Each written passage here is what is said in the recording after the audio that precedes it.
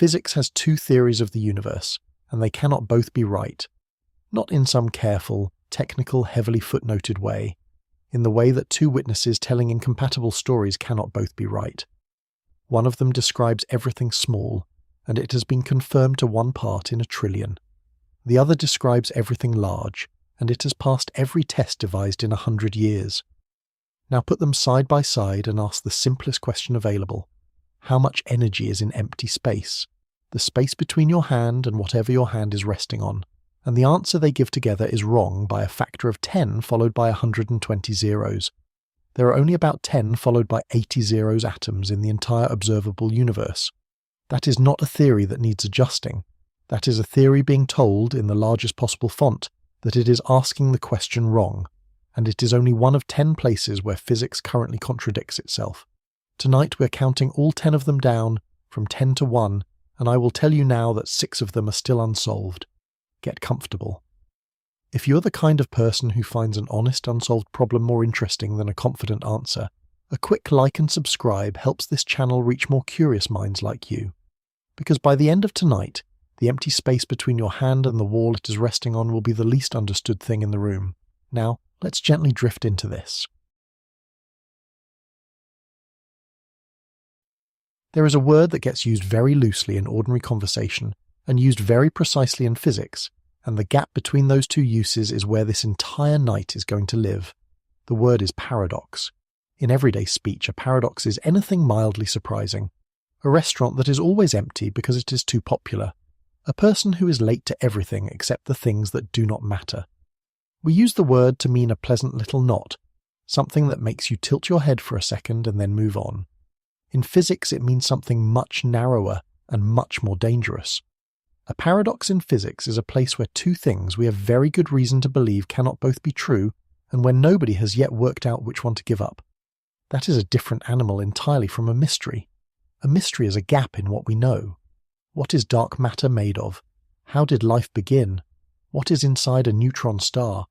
Those are mysteries. They are blank spaces on the map, and blank spaces get filled in eventually by better instruments and more patient people. A mystery is comfortable in its way. It says, we do not know that yet. There is no accusation in it. A paradox says something much worse. A paradox says, some of what you already believe is wrong, and you are still using it. It is not a hole in the map. It is a fault line running underneath the parts of the map you have already drawn, and are still standing on, and are still building new things on top of. And a paradox cannot be fixed by gathering more data, because more data is not the problem. The problem is that two of the things already in the pile contradict each other. You cannot resolve that by adding a third thing. You can only resolve it by taking something out. Here is what makes that genuinely frightening rather than merely academic. When physics has hit one of these, properly hit one, the kind that stops the field for a generation, the thing that eventually gets taken out is almost never the thing anyone suspected. It is not the controversial idea, or the new idea, or the idea people were already arguing about. It is something so obvious that nobody had ever bothered to write it down as an assumption at all. It was not a belief. It was just the background. It was the shape of the room. Consider what happened at the end of the 19th century, when physicists tried to calculate how much light a warm object should give off. The mathematics was straightforward and everybody agreed on it. You count the possible ways that light can vibrate inside a hot cavity. You give each of those ways its fair share of energy, and you add them up. The trouble is that there is no limit to how short a wavelength can be.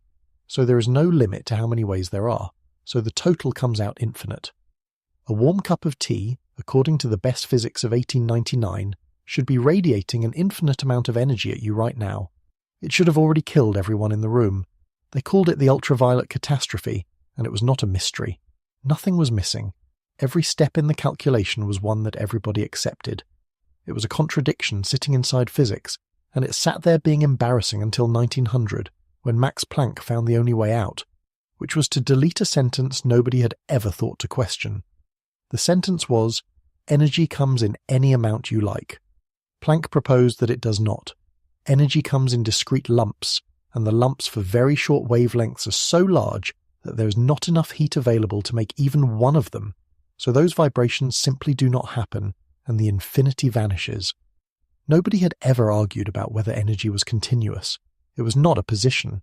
It was too obvious to be a position, and it was wrong, and deleting it gave us quantum mechanics, and everything downstream of quantum mechanics, every transistor, every laser, every medical scanner, the entire physical basis of the century you're living in, came out of that one deletion. That is the pattern. A paradox appears. It looks like a technical problem. It turns out to be a sentence nobody wrote down. And when the sentence goes, the world is rebuilt. So tonight we're going to walk through 10 of them. 10 places where physics currently contradicts itself, counting down from 10 to 1. The ranking is not by difficulty. Some of the hardest problems on this list are honestly the least disturbing. They are technical knots inside equations, and if you're not doing the mathematics, you can live your whole life without noticing them. The ranking is by something else entirely. It is by how much of your ordinary experience has to be surrendered if the paradox turns out to be real. How close it gets to you. Number 10 is about the sky. By the time we reach number 1, we will be talking about the space between your hand and the wall it is resting on, and about the reason there is anything here at all. 6 of the 10 are unresolved right now, as you lie there listening. 4 of them have been solved, and I want to be honest with you in advance, because the 4 that have been solved are not the reassuring ones. In each of those 4 cases, the resolution turned out to be stranger and less comfortable than the paradox had been. And the first one is the oldest question anybody has ever asked about the night sky, which is also the one question so simple that almost nobody thinks to ask it. The question is this: why is the night sky dark? I know how that sounds. It sounds like the kind of question a child asks and an adult answers in 4 words, because the sun has set. But that answer is about your side of the planet. It says nothing about why the space between the stars is black rather than bright.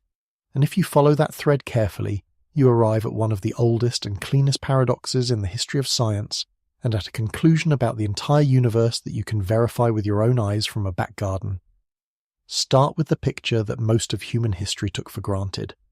The universe is infinite in extent. It goes on forever in every direction.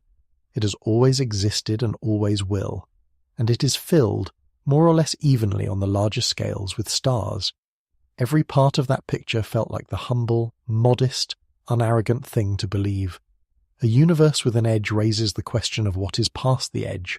A universe with a beginning raises the question of what came before.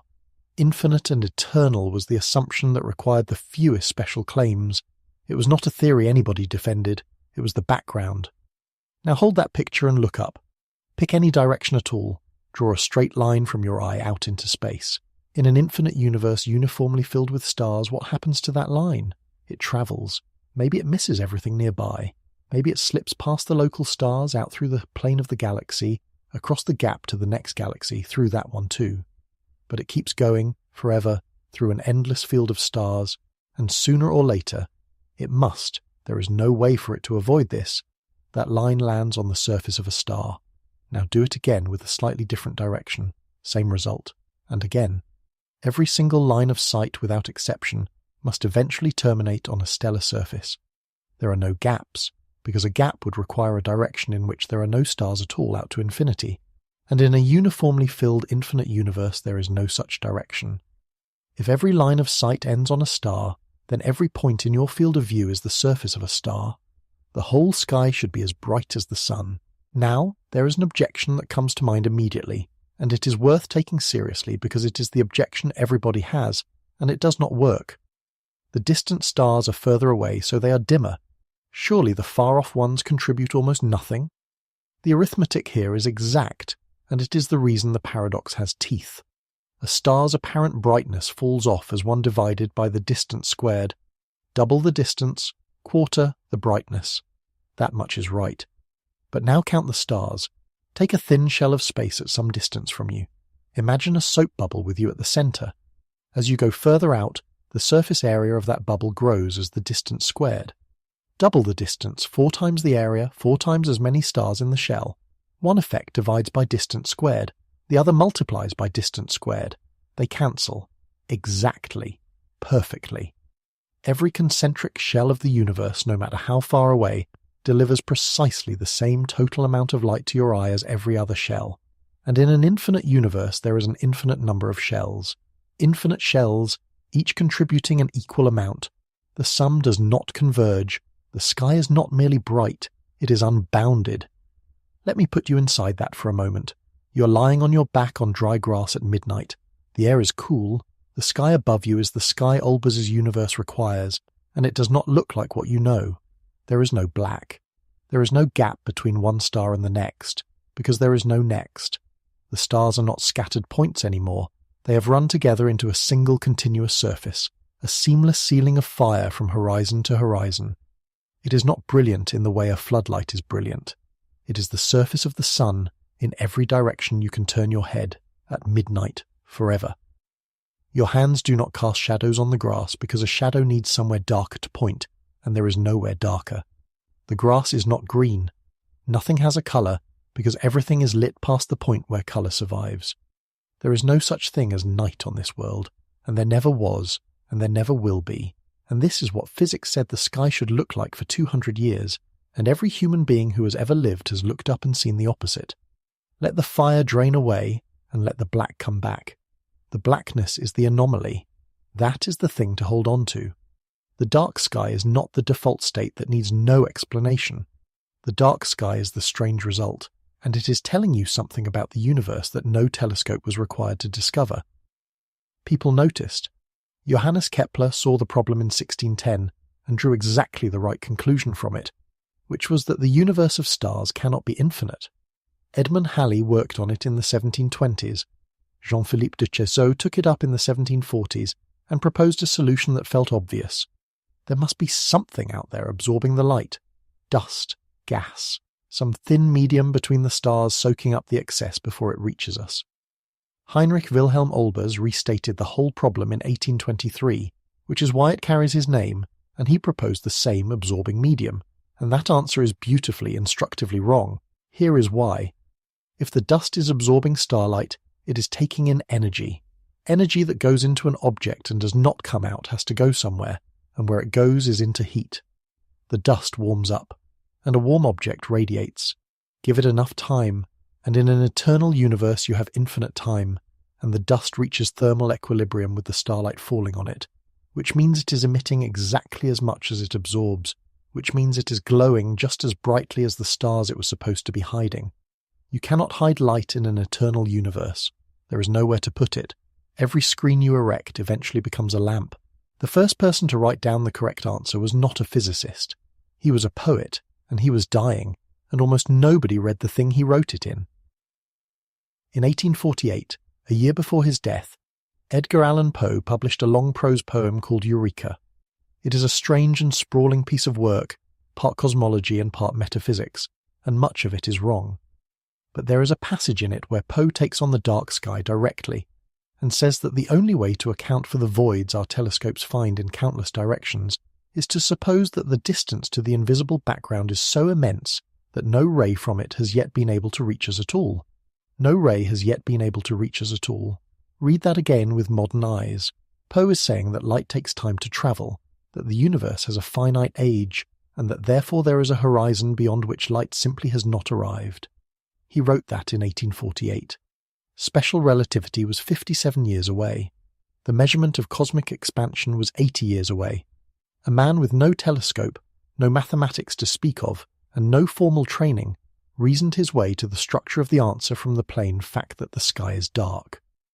Lord Kelvin put numbers to it in 1901, working out roughly how large and how old a universe of stars would have to be to fill the sky with light. The figures he arrived at were enormous, vastly larger than the universe we actually live in, and vastly older. And that is the resolution. The sky is dark because the universe is not infinitely old. It began. Light travels at a finite speed. Roughly 13.8 billion years have passed, and so there is a boundary. Not a wall, not an edge, just a distance beyond which light has not had time to make the trip. Most of the lines of sight you draw from your eye do end on something. They just end on something whose light is still in transit and always will be. There is a second half to the resolution, and it is the part that turns the whole thing around. Those lines of sight that go far enough do reach something, the hot, dense, glowing state the universe was in before it became transparent. That light did leave. It has been travelling ever since, and the expansion of space during the journey has stretched its wavelength out enormously, dragging it from visible light all the way down into the microwave band, which means the sky is glowing in every direction without a single gap, exactly as Olbers said it must be. The entire sky is uniformly lit by the surface of the early universe, sitting at about 2.7 degrees above absolute zero. Olbers was right about the seamless ceiling. He was only wrong about the temperature. So the sentence that had to be deleted was, "The universe is eternal." Nobody had ever defended that sentence because nobody had ever noticed they were saying it.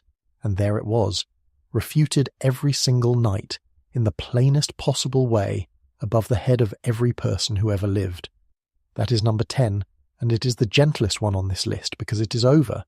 It has been solved, and the solution holds, and you can go outside and check it. But it establishes the shape of everything that follows. A paradox is not a gap. It is a contradiction. And the way out is always the same. Something you did not know you believed turns out to be false. Number 9 is older than Olbers by more than 2,000 years, and it says that you cannot cross the room you are lying in. Suppose you want to walk from one side of a room to the other. Before you can get all the way there, you have to get halfway. That is not controversial. Once you are halfway, before you can cover the rest, you have to cover half of what remains. So, 3/4 of the way.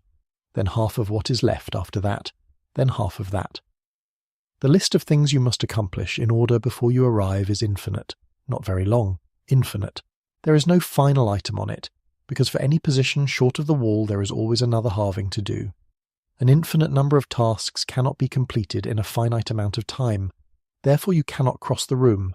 That is Zeno of Elea, working in the 5th century before the Common Era, and it is worth being clear about what he was doing, because it is easy to file this under ancient people being confused. Zeno was not confused.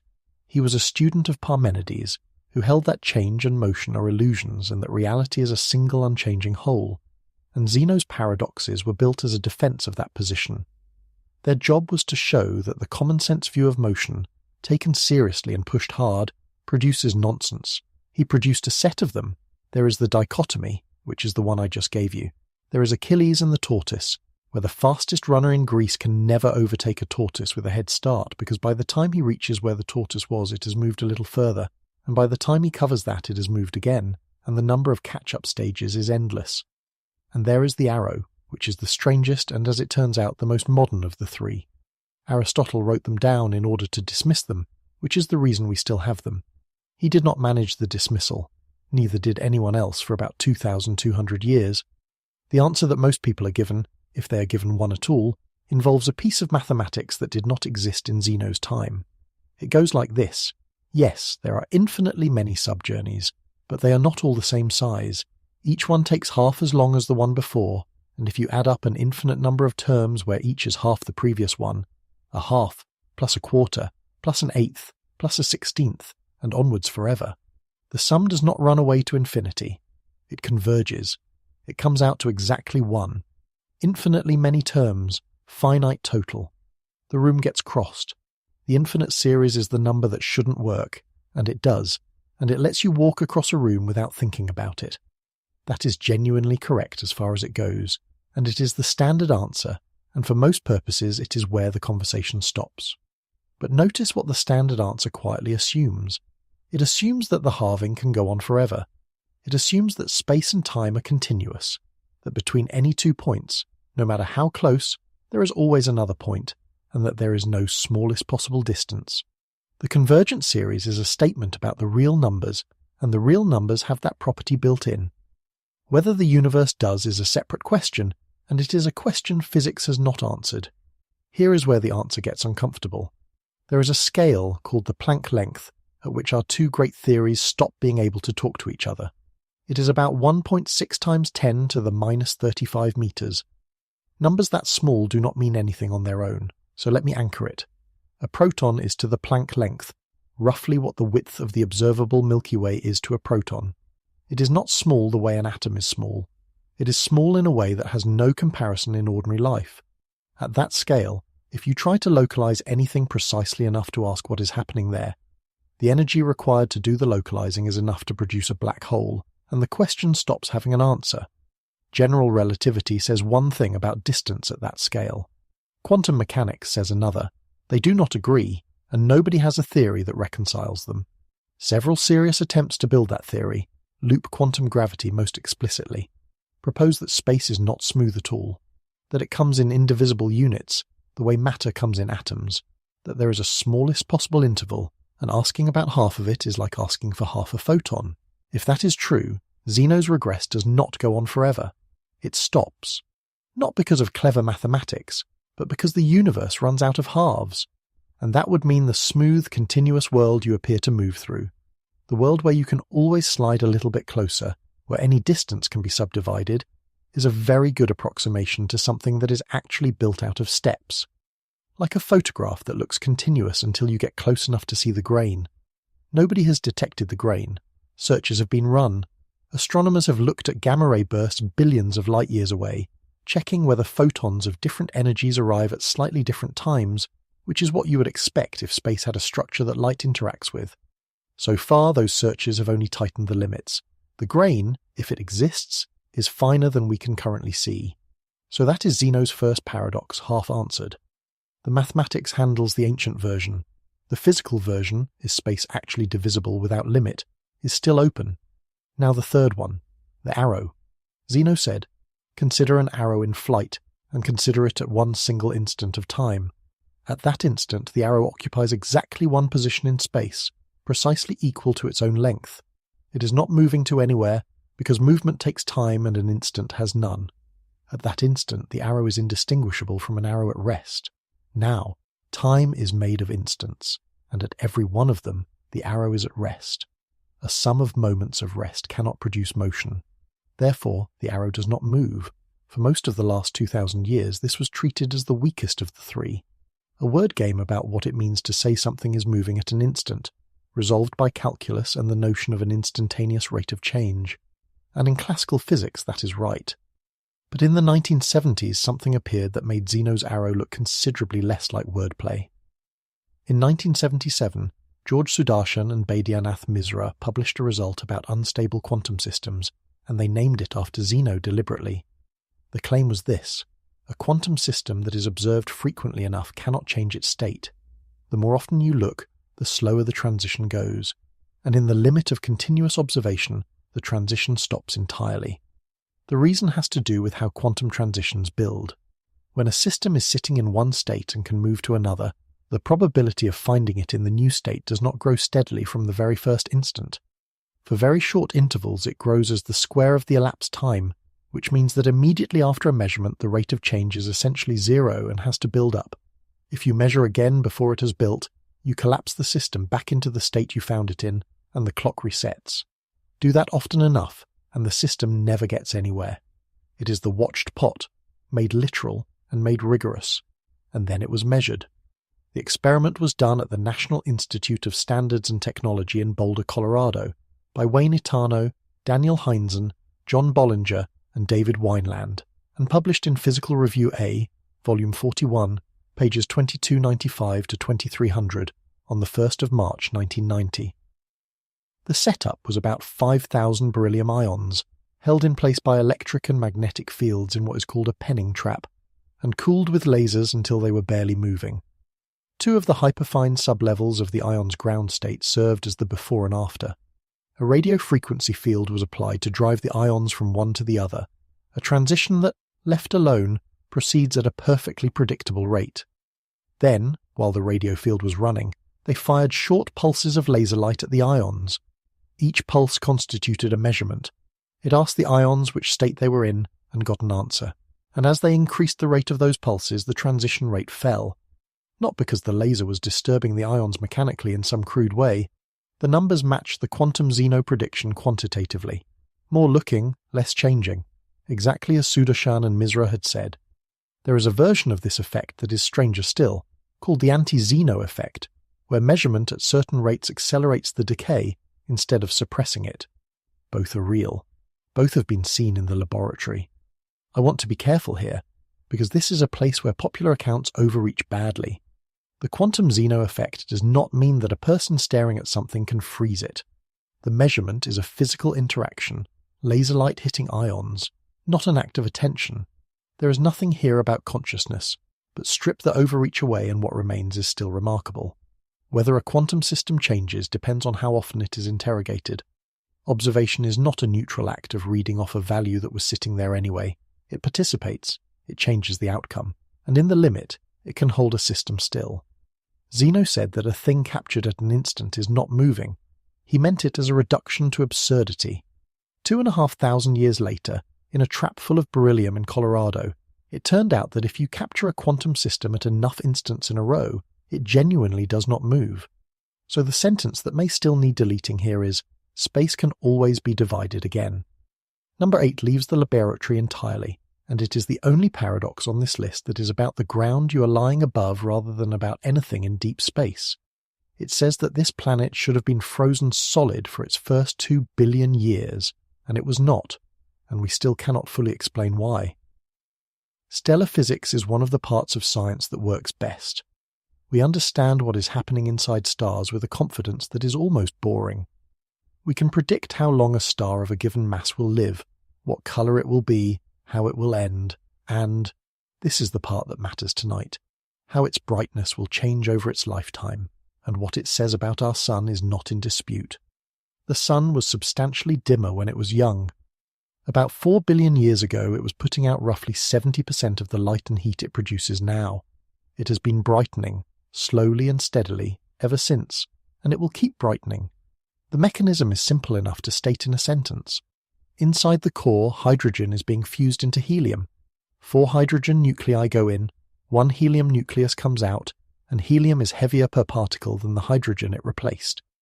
As the core fills with helium, the average particle in there gets heavier, which means fewer particles are pushing outward for the same amount of mass, which means the core contracts slightly under its own weight, which means it heats up, which means fusion runs faster. Every star on the main sequence does this. It is not an oddity of ours. It is what burning hydrogen does to a ball of gas held together by gravity. Now take that 70% figure and apply it to Earth. Hold everything else fixed, same distance from the sun, same atmosphere as today, same amount of ice and land and ocean, and turn the light down by 30%.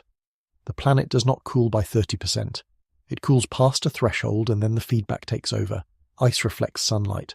A colder planet grows more ice, and more ice reflects more of the light that is still arriving, which makes it colder still, which grows more ice. Once that runs away, it does not stop until the whole surface is white. By that calculation, Earth should have been frozen from pole to pole, every ocean, every surface a solid shell, for the first 2 billion years of its existence.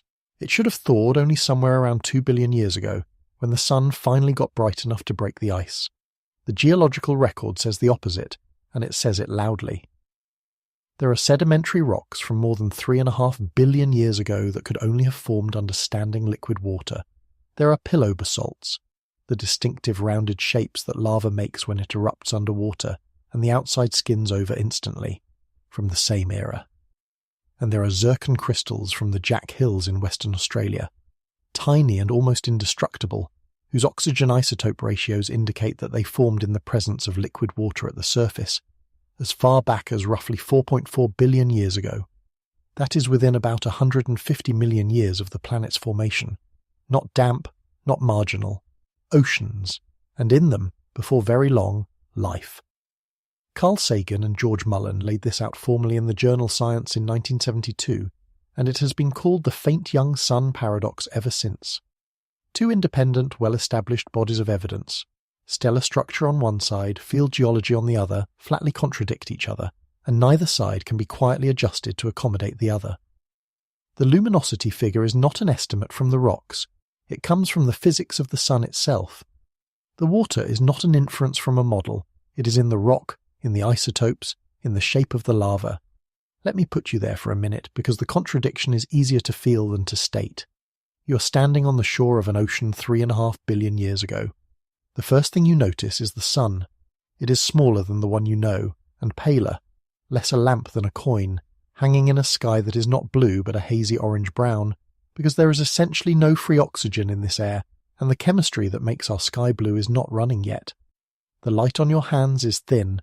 It is the quality of light you get on a hazy afternoon in late autumn, and it is midday.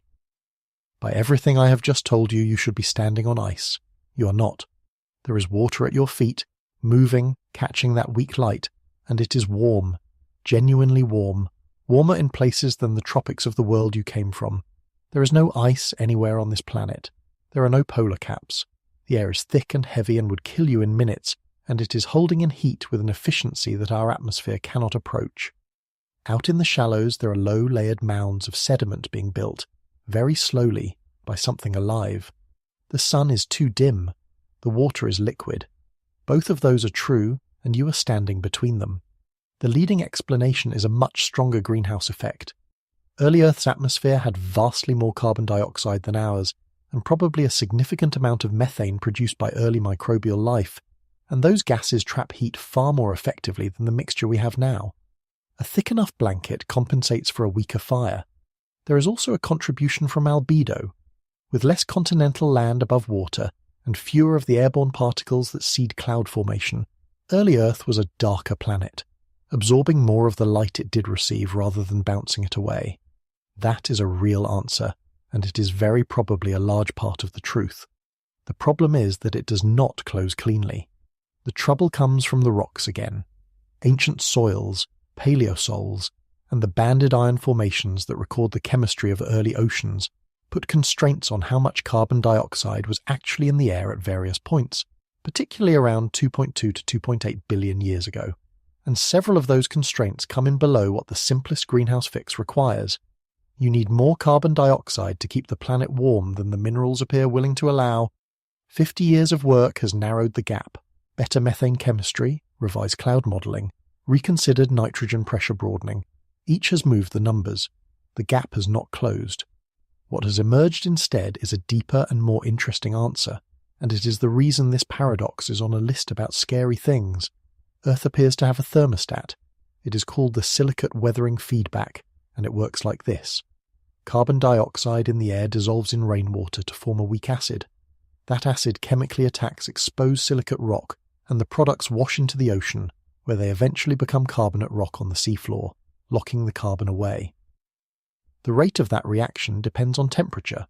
A warmer, wetter planet weathers rock faster, which pulls carbon dioxide out of the air faster, which cools the planet. A colder planet weathers more slowly, carbon dioxide accumulates from volcanoes, and the planet warms back up. It is a negative feedback loop, operating over hundreds of thousands to millions of years, with no one running it. And the argument is that it is what kept Earth's surface inside the narrow band where water stays liquid for 4 billion years, while the sun's output climbed by 30% underneath it. That is a beautiful piece of planetary science. It is also, if you sit with it, not comforting at all. Because what it says is that our planet's habitability has been maintained by a slow chemical governor whose response time is measured in the hundreds of thousands of years. It is not a fast system. It is not a system that responds to a change over the course of a century. It handled a 30% brightening of the sun because that brightening took 4 billion years, and we still cannot fully account for its behavior in the early record. There remain periods where the numbers do not line up, where the reconstructed carbon dioxide is too low for the temperatures we infer, and where the honest position is that a piece of the mechanism is missing. So here is where number 8 sits. This is not a paradox about a distant object or an exotic regime. This is a paradox about the single planet we have, about the specific mechanism that kept it liquid rather than frozen, and about a 50-year-old contradiction in the record of how that mechanism actually behaved. We do not fully understand the thermostat. We are, at present, adjusting the setting. It is on this list at number 8 rather than higher, because it is a paradox with a broadly agreed direction of resolution. Most people working on it expect the greenhouse answer to be right once the details are sorted, and the disagreement is over amounts rather than over principles. It is on the list at all because of everything that follows from the amounts. That is the last one that concerns the ground beneath you. From here we go outward, and the next one arrives from a direction where there is nothing that could have sent it, carrying an amount of energy that a subatomic particle is not permitted to have. There is a speed limit in the universe, and everyone knows about it. There is also a rather less famous energy limit, and it applies specifically to particles travelling long distances through space, and unlike the speed limit, it is being broken. The story of that limit begins in 1965, when Arno Penzias and Robert Wilson found that the entire sky is filled with faint microwave radiation left over from the early universe. Within a year, 3 physicists independently worked out an unexpected consequence of that discovery. Kenneth Grayson in the United States, and Georgy Zatsepin and Vadim Kuzmin in the Soviet Union. Their result is called the Grayson-Zatsepin-Kuzmin limit, or the GZK cutoff, and it comes down to this. Space is not empty. It is filled, everywhere, with those leftover microwave photons. Very low energy, very cold, a few hundred per cubic centimetre wherever you go. To you, standing still, they are utterly harmless. Their energy is a fraction of 1,000th of an electron volt. But consider a proton moving through that background at very close to the speed of light. From the proton's point of view, those photons are not coming in slowly. They are blue-shifted enormously by the relative motion. The same effect that makes an approaching siren sound higher, taken to an extreme. A microwave photon, seen from a proton moving fast enough, is a gamma ray. And when a proton meets a gamma ray of sufficient energy, something happens. The collision produces a pion, a new particle, and making that particle costs energy. The proton pays for it out of its own motion and slows down. Above roughly 5 times 10 to the 19 electron volts, this process becomes unavoidable. The proton cannot cross the universe without running into microwave photons, and each collision bleeds it. The effect is not a wall but a sort of friction with a horizon attached. Above the cut-off energy, a proton can only travel about 160 million light-years before being ground down below it. 160 million light-years sounds like a great deal. On cosmic scales, it is a local neighbourhood. It means that any particle arriving at Earth above that energy must have been produced relatively nearby, and the objects powerful enough to accelerate a particle to those energies, things like the jets of active galaxies, are mostly much further away than that. So the prediction is straightforward. There should be a sharp drop-off in the cosmic ray spectrum at around 5 times 10 to the 19 electron volts, and essentially nothing above it. On the 15th of October 1991, something above it arrived. Picture the place. The fly's eye detector sat at Dugway Proving Ground in the Utah desert, and it did not look like a particle detector at all. It was an array of large mirrors, each with a cluster of light sensors at its focus, pointed at the night sky. It did not detect cosmic rays directly. It watched for their aftermath.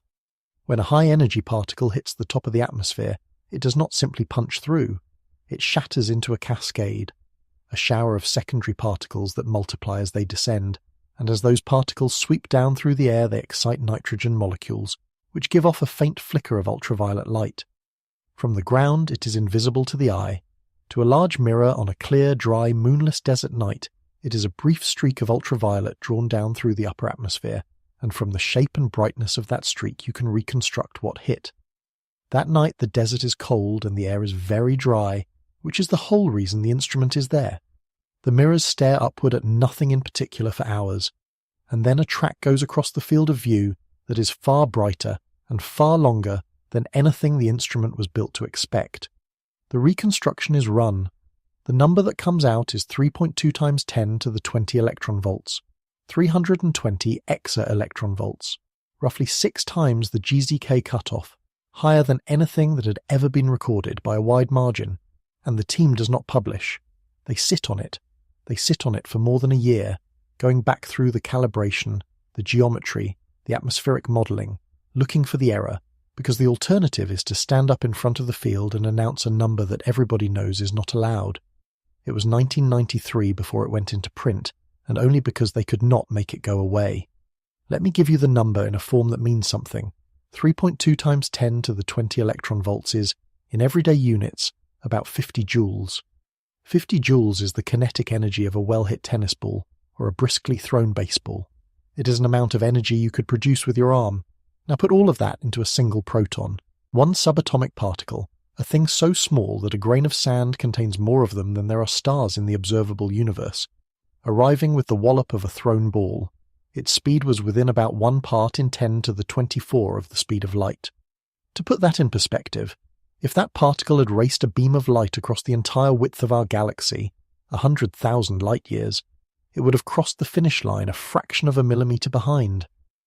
After 100,000 years of racing, they called it the Oh My God particle, which was not a formal designation, and the name stuck because nothing more dignified fit. As of tonight, 35 years later, it remains the highest energy cosmic ray ever observed. For a while it was possible to hope it was a mistake, a rare instrument failure, a bad reconstruction, a one-off. That hope closed in 2021. In May of that year, the Telescope Array Observatory, also in Utah but using a different detection technique, recorded a particle with an energy of more than 240 electron volts. The event was buried in the data and only identified and announced in 2023. The team named it the Amaterasu particle, after the sun goddess of Japanese mythology. 2 different instruments, 2 different methods, the same forbidden energy band. Whatever this is, it is not an artifact of one detector, and the Amaterasu particle made the problem worse rather than better, because unlike most cosmic rays, a particle at that energy is barely deflected by magnetic fields. It travels close to a straight line, which means you can trace it back and ask where it came from. It came from nothing. The reconstructed arrival direction points toward the local void, a region of space near us that is conspicuously, unusually empty. There is no active galaxy there. There is no known object of the required violence anywhere along that line. The particle arrived from a direction in which, as far as we can tell, there is nothing capable of having produced it.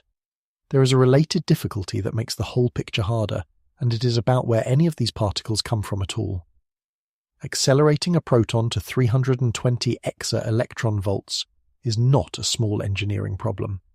The Large Hadron Collider, the most powerful accelerator ever built, gets protons to around 7 times 10 to the 12 electron volts. The particle that hit Utah in 1991 had roughly 40 million times that energy. There is no realistic upgrade path that closes that gap. You would need a ring around the solar system. Nature manages it somehow, and the standard explanation involves particles being batted back and forth repeatedly across shock fronts in magnetic fields, the jets of active galaxies, the shocks around exploding stars, the enormous structures where galaxy clusters collide. Each crossing adds a small increment of energy, and enough crossings add up. The trouble is that the process has a ceiling set by how long the particle can be kept inside the accelerating region before it escapes, and for the highest energies observed, that ceiling requires either a magnetic field or a physical size at the extreme end of what any known object provides. So the problem is doubled. There is a limit on how far these particles can travel, and there is a limit on what can make them, and the surviving candidates are objects that mostly sit outside the travel limit. That is the shape of the paradox in its full form. The things energetic enough are too far away, and the things close enough are not energetic enough. So where does that leave the paradox? There are 3 ways out, and none of them is comfortable. The first is that these particles are not protons but heavy atomic nuclei. Iron, perhaps. A heavy nucleus interacts with the microwave background differently, and the arithmetic of the cutoff shifts. This is the most conservative escape, and there is real evidence pointing at heavier composition at the highest energies. It softens the problem. It does not remove it, and it introduces a new one, because a heavy nucleus is more strongly deflected by magnetic fields, which makes the empty arrival direction harder rather than easier to explain. The second is that the sources are much closer than they appear, and the arrival directions are wrong because intergalactic magnetic fields are stronger or more structured than our maps assume. This is plausible and largely untestable at present, because we do not have good maps of intergalactic magnetic fields. It amounts to saying, the answer is hidden in something we cannot currently measure. The third is the one people mention quietly.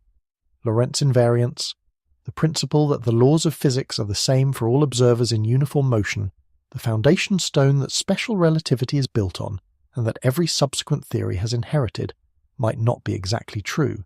It might fail very slightly at extreme energies. If it does, the pion production threshold shifts, and particles above the GZK cutoff can propagate freely. That third option is not the favoured one, and it should not be presented as though it is. But it is on the table, in the literature considered seriously, because a small number of particles keep arriving that the standard picture says should not. Here is what I find genuinely unsettling about this one, and it is not the physics. The rate of these events is roughly 1 per square kilometre per century, which means that if you drew a square kilometre on the ground around wherever you're lying right now and waited 100 years, you would expect one of these to come through it. It happened before you were born. It will happen again. It is happening somewhere over the planet as you listen, invisibly, with the energy of a thrown ball packed into a single particle, and there is nowhere in the visible sky that could have fired it. The sky is not quiet. It is simply firing things at us that we cannot account for, at a rate slow enough that nobody notices. Number 6 requires no telescope, no detector, and no extreme energy. It requires 2 people walking past each other on a pavement, and it removes the present moment. Everything so far has been out there. The sky, the room, the early oceans, a particle from a void. Number 6 is different. Number 6 is about the thing you're doing right now, which is existing in a present moment, and it says that the present moment is not a feature of the universe. Let me build it slowly, because the setup is the famous harmless version, and the conclusion is not harmless at all. Special relativity from 1905 contains 3 effects that are relevant here. Moving clocks run slow, moving objects are shortened along their direction of motion, and, this is the one that does the damage, events which happen at the same time for one observer do not happen at the same time for another observer moving relative to the first. That third one is called the relativity of simultaneity, and it is the least discussed and most consequential of the 3. Here is the classic puzzle that makes it bite. It is called the ladder paradox, or sometimes the pole and barn paradox. You have a barn with a door at each end, and you have a ladder that is longer than the barn. 20 feet of ladder, 15 feet of barn. Obviously the ladder does not fit. Now carry the ladder through the barn at a very high speed, a large fraction of the speed of light. From the barn's point of view, the moving ladder is length contracted. At sufficient speed, it contracts to less than 15 feet, and so there is a moment when the whole ladder is inside the barn, and a person standing by the barn can slam both doors shut simultaneously with the entire ladder within, then open them again and let it out. The ladder fitted inside the barn. Now run it from the ladder's point of view. The ladder considers itself stationary. It is the barn that is rushing toward it, and therefore the barn that is length contracted. The barn is not 15 feet long, it is 9. The ladder is still 20 feet. There is no possible moment when it is inside. The doors slamming shut with the ladder inside is not merely difficult from this perspective. It is geometrically impossible. Both accounts are correct. Neither observer is making an error. Relativity does not have a preferred frame that settles the matter. The resolution is that the word simultaneously does not survive the trip between frames. In the barn's frame, the 2 doors shut at the same instant. In the ladder's frame, they do not. The far door opens before the near door closes. The ladder is never trapped. It is always in the process of entering one end while the other end is already open. Both observers agree on every physical fact. No door ever strikes the ladder, nothing breaks, the ladder emerges intact. They disagree only about the order and timing of the 2-door events. That is the tidy textbook version, and if you leave it there, it is a curiosity about doors. Do not leave it there. In 1966, a Dutch philosopher of physics named C.W. Rietdijk published an argument about what the relativity of simultaneity implies for the reality of the future, and in 1967 Hilary Putnam independently published a very similar argument. Roger Penrose later gave the vivid version that gets used today, and it is known as the Andromeda paradox. The setup requires no technology whatsoever. 2 people are walking along a pavement in opposite directions, ordinary walking pace, a few miles per hour. They pass each other, and for one instant they occupy essentially the same point in space. The Andromeda galaxy is about 2.5 million light-years away. Now, relativity says that each of these 2 pedestrians defines a slice through space-time that they consider to be now, the set of all events happening at this moment everywhere in the universe. And because they are moving relative to each other, those 2 slices are tilted with respect to one another. The tilt is minuscule. At walking speed it is almost nothing, but a tilt gets amplified by distance the way a slightly crooked ruler gets more wrong the longer it is. Multiply an almost nothing tilt by 2.5 million light-years of lever arm, and you get days. Here is the consequence in Penrose's framing. Suppose there were a civilization in Andromeda, and suppose it were deciding whether to launch a fleet toward Earth. For the pedestrian walking in one direction, the fleet has already launched. The decision was taken, the ships left, and that event is in the past, part of the fixed, settled history of the universe. For the pedestrian walking the other way, the decision has not yet been made. It lies in the future. Nothing has been settled. They are standing beside each other. They can shake hands. Their wristwatches agree. And their definitions of what has already happened differ by days. Neither of them is wrong. Relativity does not privilege either slice. There is no third correct answer that they are both approximating, and that is the argument that Reitdijk and Putnam made. If your now includes events that my now places in the future, and both of our nows are equally valid descriptions of the universe, then those events cannot be genuinely undetermined. They must already be as real as the ones I call present. And since we could have chosen any pair of relative velocities in any distant location, this generalizes. All events, past, present and future, must exist alike. This position is called the block universe. Space-time is not a stage on which things unfold. It is a completed four-dimensional structure containing every event that ever happens, laid out and finished, and what we experience as the flow of time is a fact about how we traverse it, not a fact about it. Sit with that for a second, because the physics is only the delivery mechanism. Here is the payload. The two pedestrians did nothing exotic. They did not accelerate to relativistic speed. They did not go near a black hole. They walked.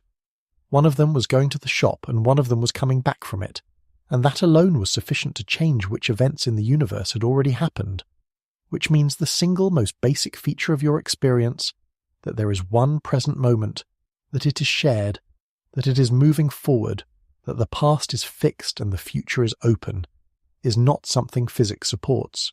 It never was. It survives in ordinary life only because we are all moving at essentially the same speed and all standing in essentially the same place, so our slices very nearly coincide and the disagreement stays below the threshold where anyone would notice. Your future is somebody else's past, not metaphorically. Somebody walking the other way down your street right now has a now that contains events you consider undecided. I want to be fair, because this is not settled, and there are serious people on the other side. The main opposition is called presentism, and it holds that only the present moment exists, and that the relativity of simultaneity shows something about the limits of measuring distant simultaneity, rather than something about existence. On this view, the two pedestrians disagree about their coordinate systems, not about reality, and coordinate systems are conventions we invent. A second objection is more pointed. The two pedestrians can never compare notes about Andromeda. The events they disagree about are outside each other's light cones. No signal can pass between here and there in time for the disagreement to be tested. So the disagreement is, in principle and forever, unobservable. And there is a respectable philosophical position that says a difference which cannot even in principle be detected is not a difference about anything physical. That objection has real force. It also has an uncomfortable precedent, which we will get to in a couple of parts' time, because physics has previously dismissed something as unphysical bookkeeping on exactly those grounds, and turned out to be spectacularly wrong. What is not in dispute is the physics itself. Length contraction, time dilation, and the relativity of simultaneity are among the most thoroughly confirmed predictions in science. The satellites that tell your phone where it is have to correct for relativistic timing effects, or they would produce errors of kilometers within a day. Particles that ought to decay before reaching the ground reach the ground because their clocks run slow. None of this is speculative. The speculation is only about what it means, and the honest position is that the physics genuinely does point toward the block universe, and that the ways out are philosophical rather than empirical, and that nobody has produced an argument that has convinced the other side. So here is number 6, and here is why it sits where it does on this list. Everything below it took something away from the universe. This one takes something away from you. It says that the moving present moment in which you are lying there listening to this, the one thing in your experience that has never once been in question, may be a feature of being a creature with memory, and not a feature of the world at all. Now let us stop for a moment, because we are halfway, and there is something running underneath all 5 of these that I have not said out loud yet. Let me put the pieces on the table before we go further, because from here the list gets steeper and it helps to be re-anchored. Number 10 was the dark night sky, and the answer was that the universe had a beginning, and the darkness is the shape of everything whose light has not arrived yet. Number 9 was Zeno, and the answer was half a mathematical convergence and half an open question about whether the space you move through can be divided without limit. Number 8 was the faint young sun, and the answer was a planetary thermostat we can describe but cannot yet fully account for. Number 7 was a particle carrying the energy of a thrown baseball, arriving from a direction where nothing exists that could have thrown it. And number 6 was 2 people walking past each other on a pavement and disagreeing, both correctly, about which events in the universe have already happened. Now, those look like 5 unrelated things: a cosmology problem, an ancient logic puzzle, a geology problem, a particle physics problem, a relativity problem. Different centuries, different tools, different departments. Look again at what each of them is actually about. Number 10 was not about stars. It was about the dark between the stars, about what fills the space where there is nothing. Number 9 was not about walking. It was about whether the space you cross is smooth or whether it has a grain, which is a question about the structure of emptiness. Number 7 was not really about the particle. It was about what a particle encounters on a journey through supposedly empty intergalactic space. And it turned out that emptiness is thick with photons that can bleed a proton dry. And number 6 was about the space between 2 pedestrians and a galaxy, and about the fact that the emptiness between here and there does not come with a single agreed timestamp attached. 4 of the 5 were secretly about nothing, about the vacuum, about the part of the universe we do not usually consider part of the universe at all, the gaps, the background, the space between things. That is not a coincidence, and it is not a device I have imposed on the material. It is the actual shape of this subject. Empty space is where physics keeps its unfinished business, and it has been that way for a century, and the pattern is going to get much more pronounced from here. The emptiness is trying to tell you something. That is worth holding on to for the second half, because every single one of the remaining 5 is about the vacuum, and each one says something worse about it than the one before. Number 5 is going to say that a region with no field in it can still act on a particle. Number 4 is going to say that whether that region contains particles at all depends on how you are moving through it. Number 3 is going to say that at one particular surface in empty space the vacuum may be lethal, at a location where our best theory of gravity insists there is nothing there whatsoever. Number 2 is going to say that if empty space goes on forever, the concept of probability stops working. And number 1 is going to say that we have calculated the energy of empty space and got an answer that is wrong by more than any answer in the history of science has ever been wrong, and that the only reason you exist is that the error somehow cancels itself out to 120 decimal places for reasons nobody has ever been able to explain. We're going into the vacuum now, and we are not coming back out of it. There is a distinction in classical physics between things that are real and things that are bookkeeping, and for about a century everybody was confident they knew which was which. The real things were fields, the electric field, the magnetic field. These are what push charge particles around. Put an electron somewhere, and what happens to it is determined entirely by the fields at that location. If the field at that point is 0, nothing happens. That is what a field being 0 means. The bookkeeping was something called the potential. When physicists work with electromagnetism, it is often far more convenient to calculate not with the fields directly, but with an underlying quantity from which the fields can be derived. You take certain derivatives of the potential, and out come the fields.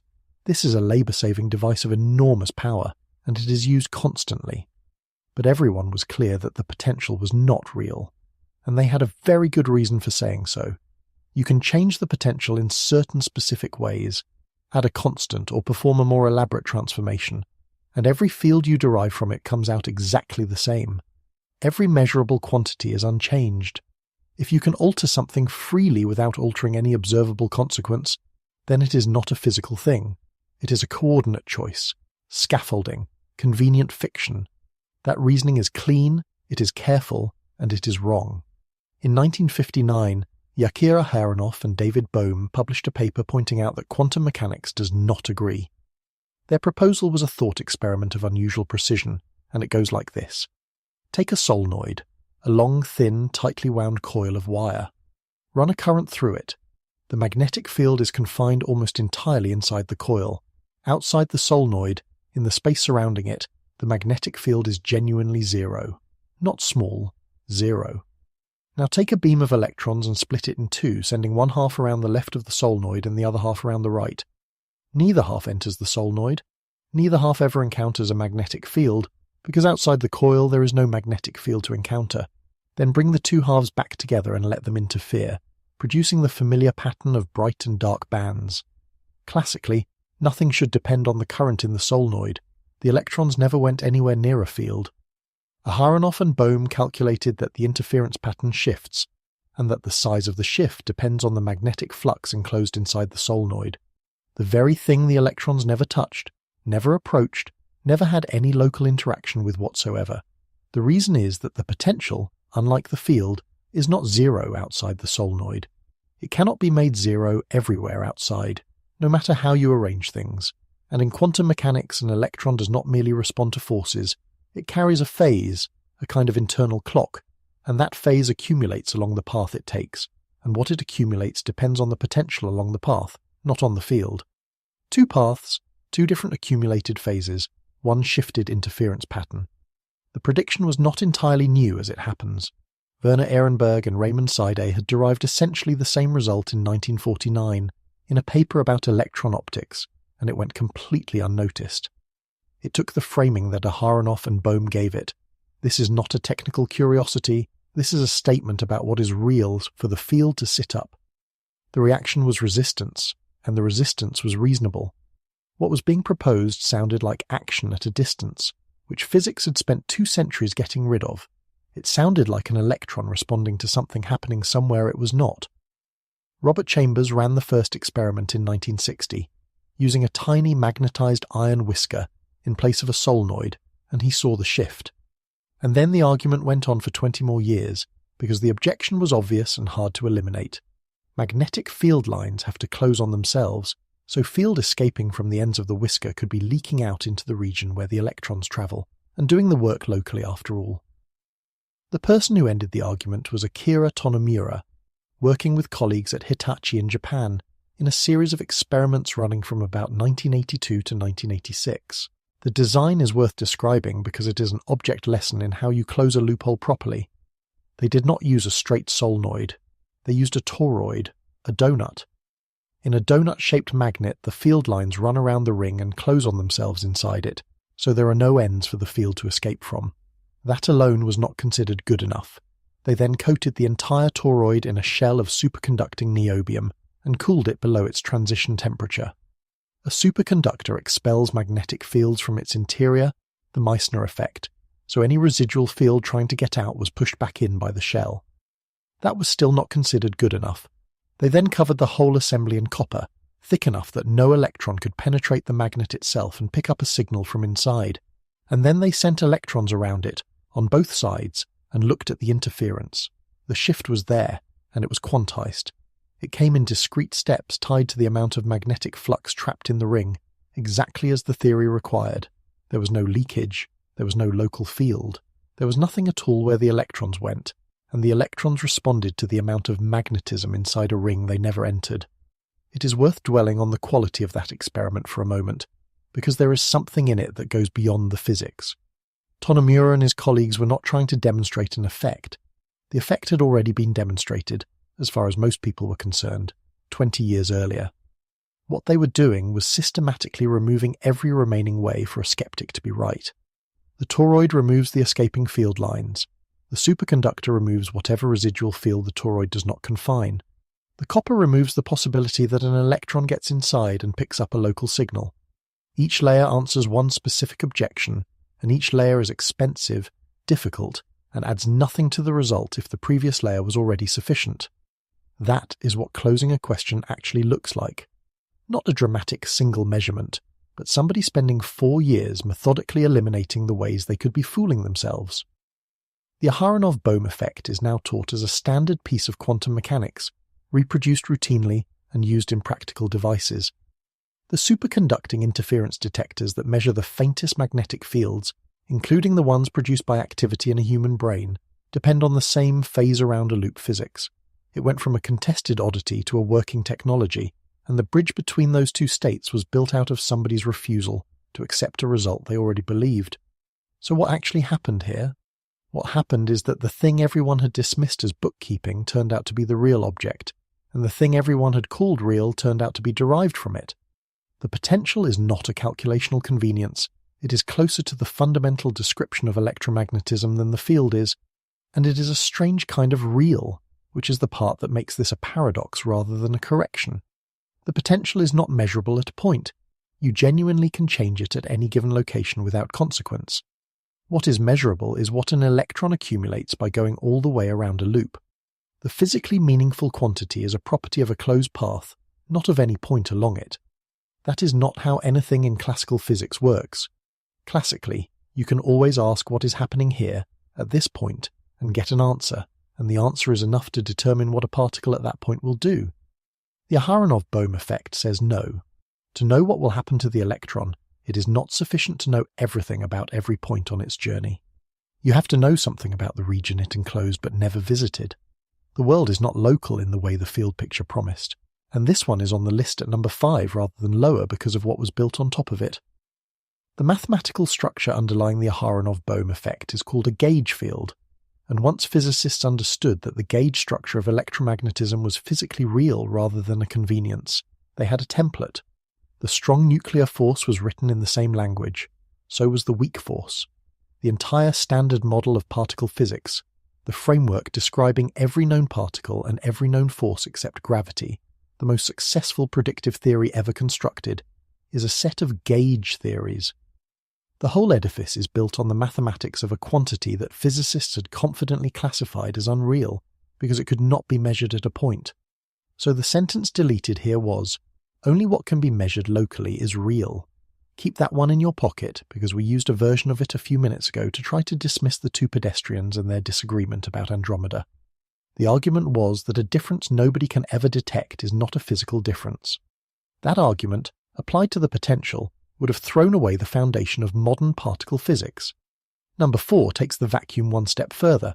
Number 5 said that empty space can carry something that acts on you. Number 4 says that whether empty space contains anything at all is not a fact about the space. Here is a question that ought to have a straightforward answer. Take a region of space, far from any star or planet, as empty as anything can be. Ask, how many particles are in it? You would expect the answer to be a number, perhaps 0. Whatever it is, you would expect it to be a fact about that region, something two observers looking at the same volume would agree on, the way two people counting chairs in a room agree on the number of chairs. They do not agree, and neither of them is wrong. Take two observers in the same region of otherwise perfectly empty space. The first is drifting freely, not accelerating, moving inertially. This observer's instruments register nothing. No particles, no radiation, a perfect vacuum at absolute 0, exactly what you would expect. The second observer is accelerating steadily through the same region. This observer's instruments register a warm bath of radiation, real thermal photons at a definite non-zero temperature, arriving from all directions, same region of space, same moment. One of them measures nothing at all, and the other measures a temperature. This is the Unruh effect, and it is not a fringe proposal. It was derived by Stephen Fulling in 1973, developed further by Paul Davies in 1975, and given its definitive treatment by William Unruh in 1976. It is properly the Fulling-Davies-Unruh effect, and it is standard quantum field theory. It falls out of the framework rather than being added to it. The temperature is set by the acceleration, and the relationship is simple. Temperature equals Planck's reduced constant times the acceleration, divided by 2 pi times the speed of light times Boltzmann's constant.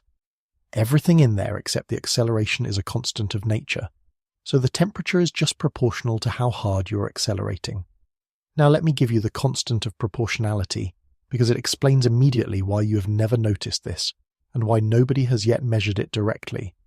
It is about 4 times 10 to the minus 21 Kelvin for every meter per second squared of acceleration. Standing on the surface of the Earth, you are accelerating at about 9.8 meters per second squared. That corresponds to an Unruh temperature of roughly 4 times 10 to the minus 20 Kelvin. The universe's coldest background is about 2.7 Kelvin. You are being warmed by the vacuum right now, by an amount roughly 20 orders of magnitude below anything that has ever been measured. To reach even 1 degree above absolute 0, you would need to accelerate at around 2.5 times 10 to the 20 meters per second squared. That is about 25 million times the acceleration of gravity at the Earth's surface. To reach room temperature, you would need something like 10 to the 22. Nobody has produced accelerations like that in a way that permits a clean measurement.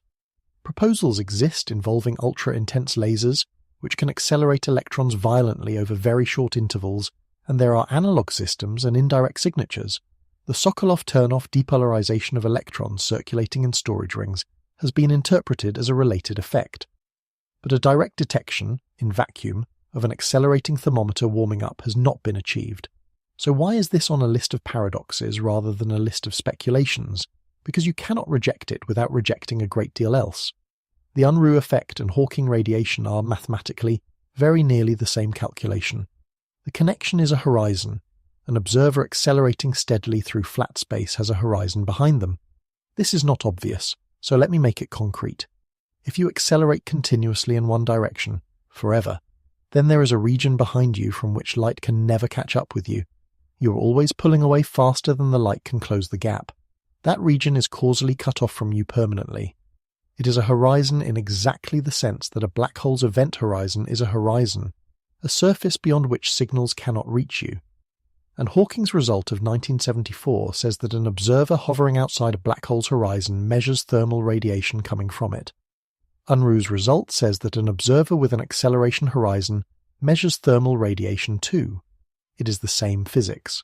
A horizon, from the side that has one, looks warm, which means the two results stand or fall together. If the Unruh effect is wrong, Hawking radiation is wrong, and black hole thermodynamics is wrong, and a large body of work about entropy, information and gravity that has been built over 50 years comes down with it. Almost nobody is willing to take that trade. Let me put you inside the strangeness for a moment, because the arithmetic hides how odd it is. You're looking at a volume of perfect vacuum far from anything. In it there are two thermometers side by side, both of exquisite sensitivity. The first thermometer is drifting. It reads absolute zero, and it will read absolute zero forever.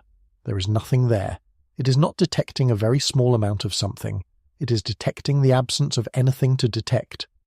The second thermometer is accelerating through the same volume, and the needle is off zero. It is registering warmth. Not a calculation, not an artifact. Photons are arriving at it and depositing energy, in the way photons from a fire deposit energy on your skin. If you made it sensitive enough and accelerated it hard enough, it would glow. Same volume, same instant, same instruments, differing in nothing except their state of motion. One of them is in a perfect vacuum, the other is in a warm room, and you cannot resolve it by asking which one is really right, because the question does not have an answer. There is no fact about how many particles are in that volume that is independent of who is asking and how they are moving. There is an objection that has to be dealt with here, because it is the first thing a careful person thinks, and it is the reason the effect took a decade to be accepted. The objection is that the accelerating thermometer is not detecting the vacuum at all. It is being shaken. Acceleration is a violent thing to do to an instrument, and shaking a detector can obviously make it register a signal that is not there. Perhaps the warmth is an artifact of the measuring process rather than a property of anything. The reason that objection does not survive is that the calculation does not describe a shaken instrument. It describes what an accelerating observer's version of the field's ground state actually is. The mathematics is quite specific about this. When you set up quantum field theory, one of the first things you have to do is decide which solutions of the field equations count as positive frequency, which oscillations are going forward in time, because that is how you decide what is a particle and what is not, and that decision depends on your time coordinate. An inertial observer and an accelerating observer do not share a time coordinate. They slice space-time differently, so they disagree at the level of definitions about which field oscillations count as particles. The inertial observer's empty state, expressed in the accelerating observer's language, is not empty. It comes out as a thermal state, a state with a temperature, with a proper statistical distribution of occupied modes, exactly the mathematics you would write down for a gas in equilibrium. That is not what a measurement artifact looks like. Measurement artifacts do not come out thermal, with the right distribution, at a temperature that scales correctly with the parameter you are varying. And there is a second reason it is hard to reject, which is the company it keeps. Think about what a horizon actually does. It divides the universe into a part you can receive signals from and a part you cannot. The accelerating observer has such a division, and it is permanent. Now, quantum field theory says that the vacuum is entangled across every surface you can draw in it. The field on one side of any imaginary boundary is correlated with the field on the other side, in the ordinary vacuum, everywhere, always. If you can only access one side of a horizon, you cannot access the correlations that run across it. And there is a general result in quantum theory that says when you have a state, and you restrict yourself to part of it, throwing away access to the rest, What you're left with is not a pure state anymore, it is a mixed state, and a mixed state is, in the relevant sense, a thermal one. The warmth, on this reading, is the price of being cut off. It is what the vacuum looks like when part of it is permanently unavailable to you, which is a strange and rather beautiful way to think about heat, not as motion, but as ignorance made physical. That is the payload of number 4, and it is a genuinely radical thing. Everything about how we normally think and speak assumes that the contents of a region are a property of the region. You can inventory a room. The chairs are in there whether or not anyone counts them, and however the counter happens to be walking about. Quantum field theory in the presence of horizons says that particle number does not work like that. A particle is not an object sitting in a location. It is an excitation of a field, and the definition of what counts as an excitation depends on how you slice up space-time, and different observers slice it differently. The vacuum, then, is not a thing that contains nothing. The vacuum is a relationship. It is what a field looks like from a particular vantage point, and change the vantage point and it looks like something else. The emptiness is trying to tell you something, and what it is saying at this rung is that emptiness is not a property of a place. There is one more turn here worth sitting with. You are accelerating right now. You're held against the surface of the Earth at 9.8 meters per second squared, which in general relativity is not distinguishable locally from being accelerated by a rocket, which means that in a very small and completely undetectable way, the vacuum around you is warm, warmer than it is for something in free fall a meter away. The bed you're lying on is producing an Unruh temperature of about 4 times 10 to the minus 20 Kelvin. It is unmeasurable. It is not zero. Number 3 takes the horizon that generated this effect and looks directly at it. And what it finds is a proof, not a suspicion, a proof, that 3 of the most trusted principles in physics cannot all be true. This one begins as a problem about black holes and turns into something considerably worse. It ends as a demonstration that 3 of the load-bearing principles of modern physics are mutually inconsistent, and that at least one of them, nobody knows which, is false. Start with the original version. Quantum mechanics has a requirement built into its foundations called unitarity. In plain language, information is never destroyed. The evolution of a quantum state is reversible in principle, which means that from a complete description of a system now, you could in principle run the equations backwards and reconstruct exactly what it was before. Nothing is ever truly erased. It gets scrambled beyond any practical hope of recovery. Burn a book, and the information is spread across smoke and ash and radiation in a way no one could ever reassemble. But in principle, it is all still there. This is not a convenience. It is structural. Take it away, and quantum mechanics stops making sense. Now bring in Stephen Hawking's result from 1974. Black holes are not entirely black. Because of the behavior of quantum fields near a horizon, a black hole radiates, very faintly, very slowly, but genuinely, and as it radiates, it loses mass. Given enormous amounts of time, far longer than the current age of the universe for anything of stellar mass, it shrinks and eventually disappears entirely. Here is the problem. That radiation is thermal, it is featureless, it depends only on the black hole's mass, charge and spin, and on nothing else about what fell in. So, throw a library into a black hole. Wait. The black hole radiates, shrinks, and evaporates. What comes out is a bath of featureless heat that would have been identical if you had thrown in an equal mass of hydrogen, or an elephant, or an equal mass of anything. The library is gone. Not scrambled, gone. There is no arrangement of the outgoing radiation that encodes it, because the outgoing radiation does not encode anything. Quantum mechanics says that cannot happen. Hawking's calculation says it does.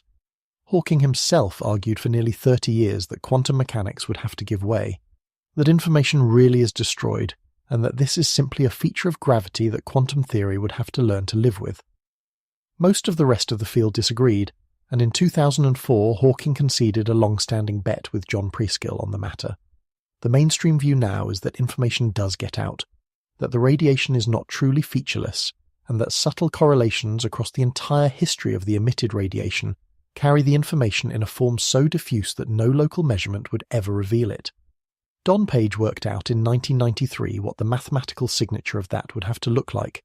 The entanglement entropy of the radiation should rise for the first half of the evaporation and then fall back to zero. That shape is now called the Page curve, and reproducing it has been the central technical goal of the field. That looked like a satisfying resolution in outline, and then in 2012, 4 physicists, Ahmed Almeri, Donald Maroff, Joseph Polchinski and James Sully, pointed out what it costs. Their argument is known by their initials, AMPS, and also by the name of the thing it predicts, the firewall. The argument is not a speculation about what black holes might be like. It is a demonstration that 3 claims cannot all hold. Let me lay them out. Claim 1. Information escapes the black hole. Unitarity holds. Quantum mechanics survives. The page curve is real. Claim 2. An observer falling through the horizon of a large black hole experiences nothing unusual at the crossing. This is the equivalence principle, the founding insight of general relativity, the one Einstein called the happiest thought of his life. Freefall is locally indistinguishable from floating in empty space. For a sufficiently large black hole, the tidal forces at the horizon are gentle, and there is nothing local that marks the boundary. You would cross it without knowing. Claim 3. Physics outside the horizon works normally. Ordinary quantum field theory in a mildly curved spacetime, no exotic effects, nothing strange happening in the region a safe distance out. Every one of those 3 is supported by enormous amounts of theoretical and, where testable, experimental work. Every one is used constantly. They are inconsistent. The mechanism that makes them inconsistent is a theorem, not a heuristic, and it is called the monogamy of entanglement. It says that a quantum system cannot be maximally entangled with 2 different systems at the same time. If A is fully entangled with B, then A has nothing left over to be entangled with C. This is not a limitation of our knowledge. It is a mathematical fact about quantum states. Now watch what each claim demands.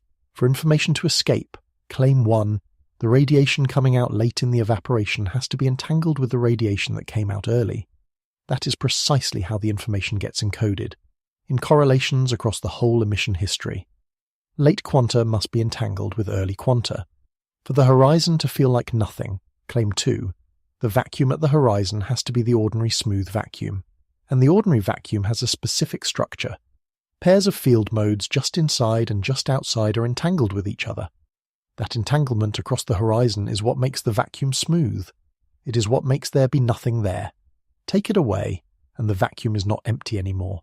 It is full of excitations, so the late outgoing quantum has to be maximally entangled with the early radiation, and also maximally entangled with its partner behind the horizon. It cannot be both. Something has to break. And if what breaks is the entanglement across the horizon, which is the choice you are forced into if you insist on saving quantum mechanics, then you have severed a bond, and severing that bond costs energy, and the energy shows up as a sheet of enormously energetic quanta sitting right at the horizon. A firewall. Now understand what that means, because this is where the physics becomes visceral. Let me run the crossing twice. You're falling toward a very large black hole, one with a horizon the size of a solar system, so that the tidal stretching is negligible and you are intact and comfortable. Here is general relativity's account. You fall. The stars behind you distort in interesting ways. You watch your own instruments, and nothing happens. At some point you cross the horizon, and there is no way for you to know. There is no membrane, there is no surface, there is no jolt, no boundary, no flash. Space, there is not doing anything remarkable. The horizon is not a place, it is a mathematical statement about which light rays can eventually get out. You continue falling, in comfort, for a considerable time before anything at all goes wrong. Now run it again with the firewall. Everything is identical until the same instant, at the same location, where a moment ago there was nothing whatsoever, and there you meet a wall of quanta at enormous energy, and you are destroyed instantly, not crushed by tidal gravity, not pulled apart over minutes, but burned away faster than a nerve signal could travel the length of your arm, at the same place, where there is nothing. And I cannot tell you which of those 2 accounts is correct, because physics cannot tell you which of those 2 accounts is correct. Both follow from principles the field trusts. They cannot both be right. This is the part I want you to sit with, and it is not the burning. It is that this is not a gap in our knowledge. It is a contradiction inside it. We are not waiting for a measurement. Nobody is going to build an instrument that settles this, because the experiment involves falling into a black hole, and the results are not communicable. Whatever the infalling observer learns, they learn on the wrong side of a surface no signal crosses.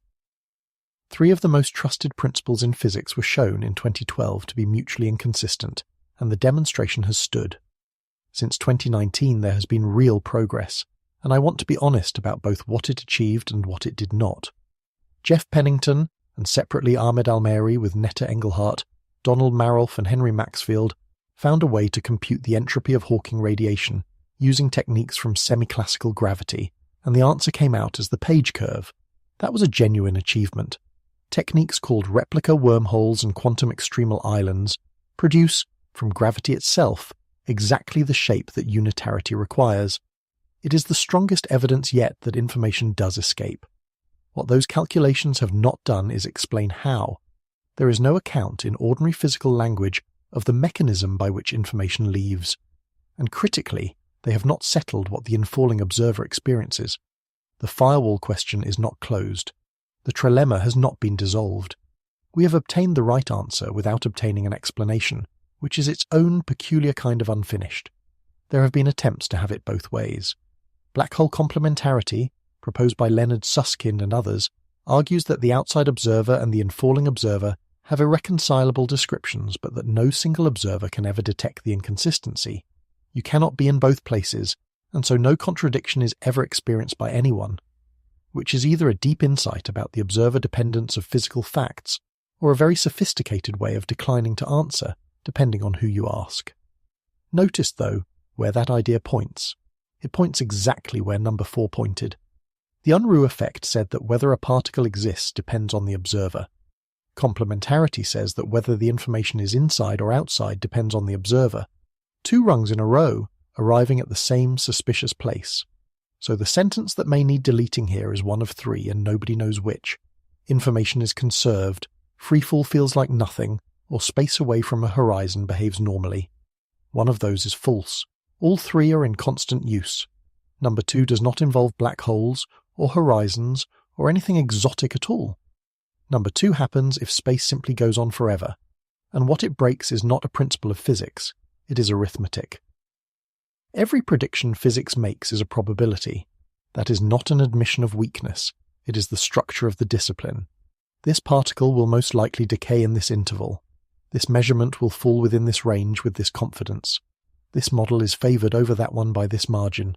Even the most deterministic sounding results in science are statements about what is overwhelmingly likely. Number 2 says that if space is infinite, the word probably stops meaning anything at all and nobody has found a way to repair it. Start with a hotel. David Hilbert, one of the great mathematicians of the 20th century, used an illustration in a lecture in the 1920s that has been repeated ever since. The hotel has infinitely many rooms, numbered 1, 2, 3, and so on without end. Tonight every room is occupied, not most, every single one. A traveller arrives and asks for a room. At a hotel with 100 rooms, all full, the answer is no, and there is nothing more to discuss. At Hilbert's hotel, the manager says yes. She makes an announcement. Every guest is to move to the room with the next number up. Room 1 goes to room 2, room 2 goes to room 3, room 100 goes to room 101, and so on, forever. Every guest has a room. Nobody is left in the corridor because for any guest in any room there is always a next room to move into. And room 1 is now empty. A completely full hotel has just accommodated a new guest. It gets worse. A coach pulls up outside carrying infinitely many passengers. The manager does not blink. Every existing guest moves from room number N to room number 2N. Room 1 goes to room 2, room 2 goes to room 4, room 3 goes to room 6. Every current guest has a room, and every odd-numbered room, of which there are infinitely many, is now free. The infinite coach checks in. The hotel was full. It is still full. It has absorbed infinitely many more people, twice over, and could do it again indefinitely. This is not a trick or a piece of showmanship. It is the defining property of an infinite set, established rigorously by Georg Cantor in the 1870s.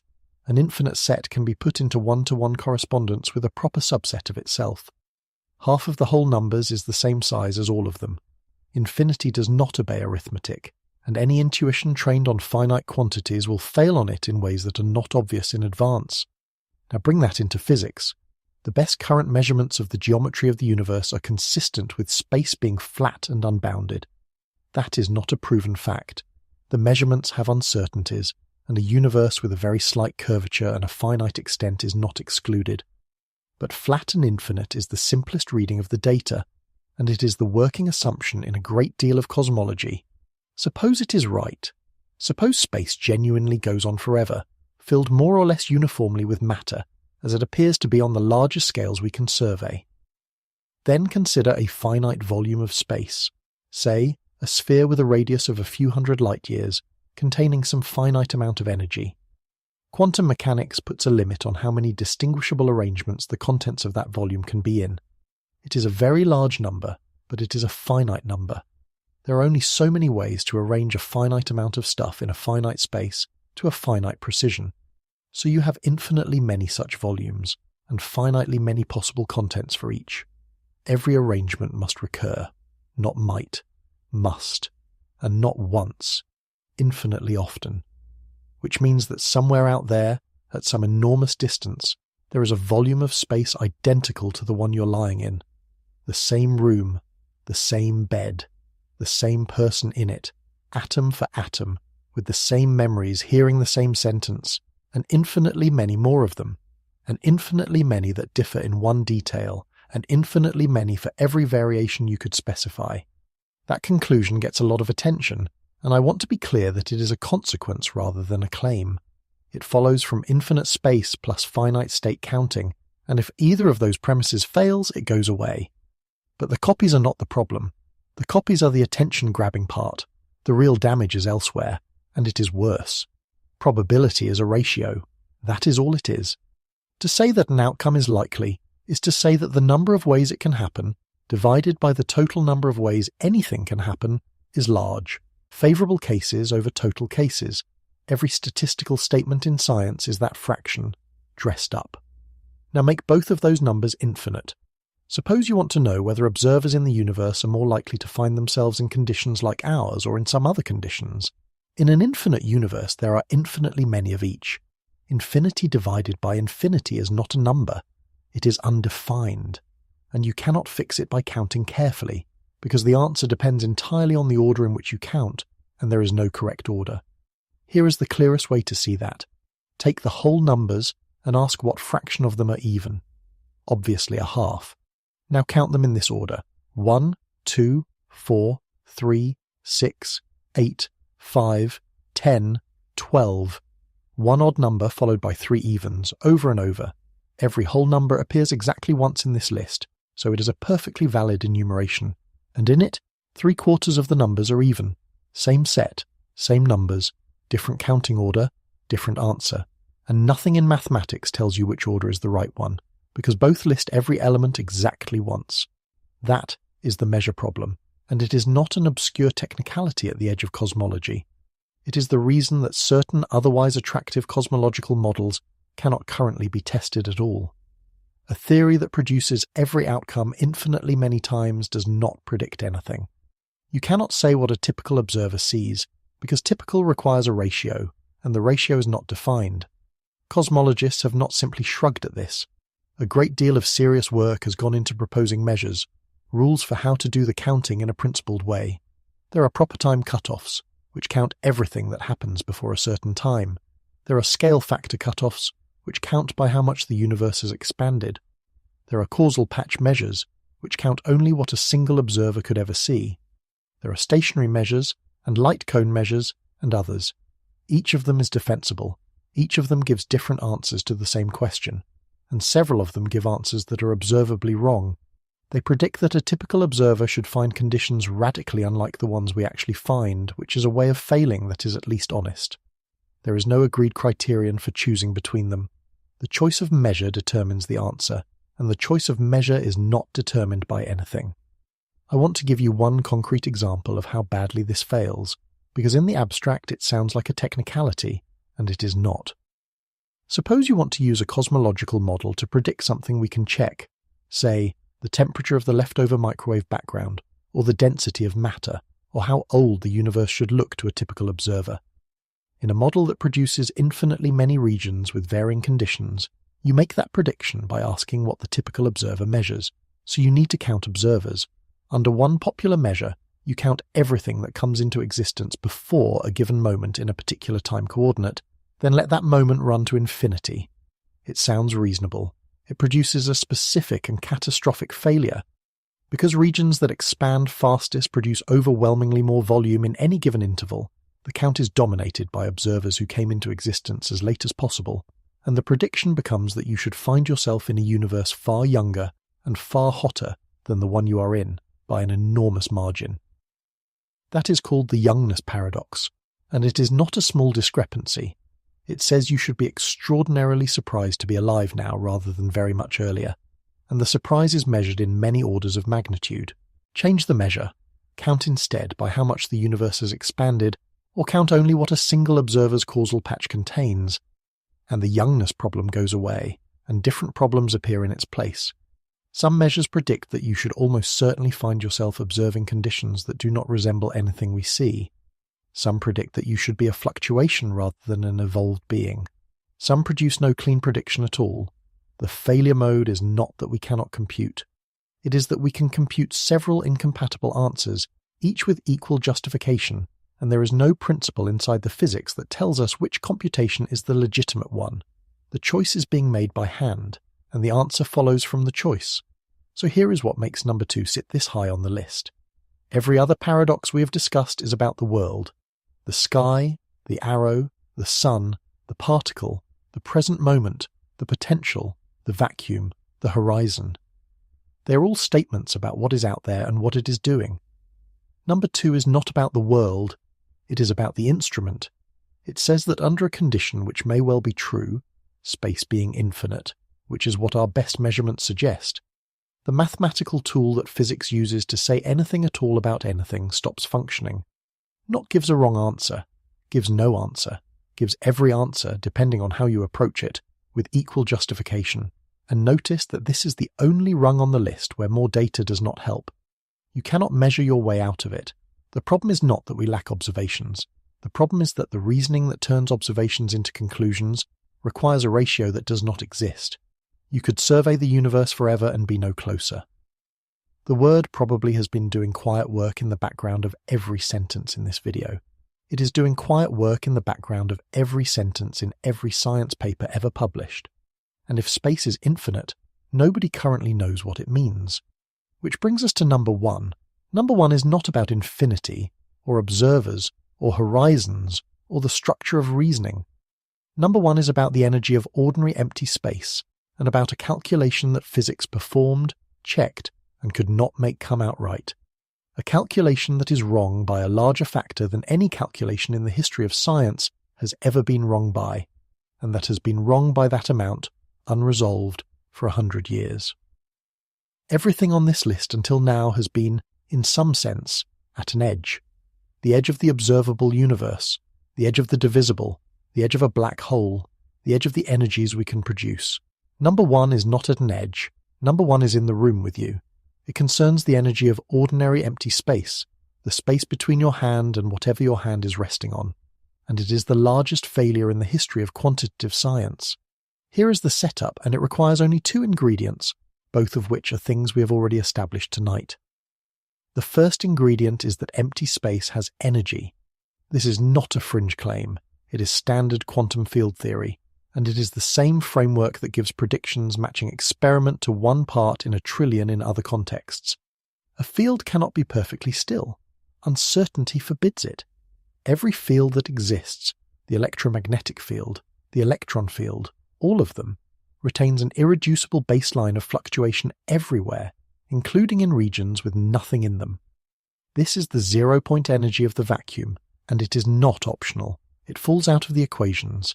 It is measurable in its effects, which is what the Casimir force between 2 closely spaced plates demonstrates. The second ingredient is that energy gravitates. This is general relativity, and it is not optional either. Gravity does not respond only to mass. It responds to energy in all its forms. Anything with energy curves space-time.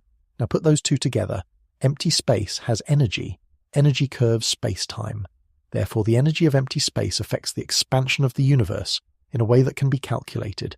So calculate it, then measure it, and compare. They disagree by up to 120 orders of magnitude.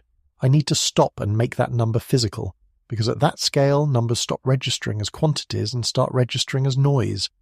120 orders of magnitude means a 1 followed by 120 zeros.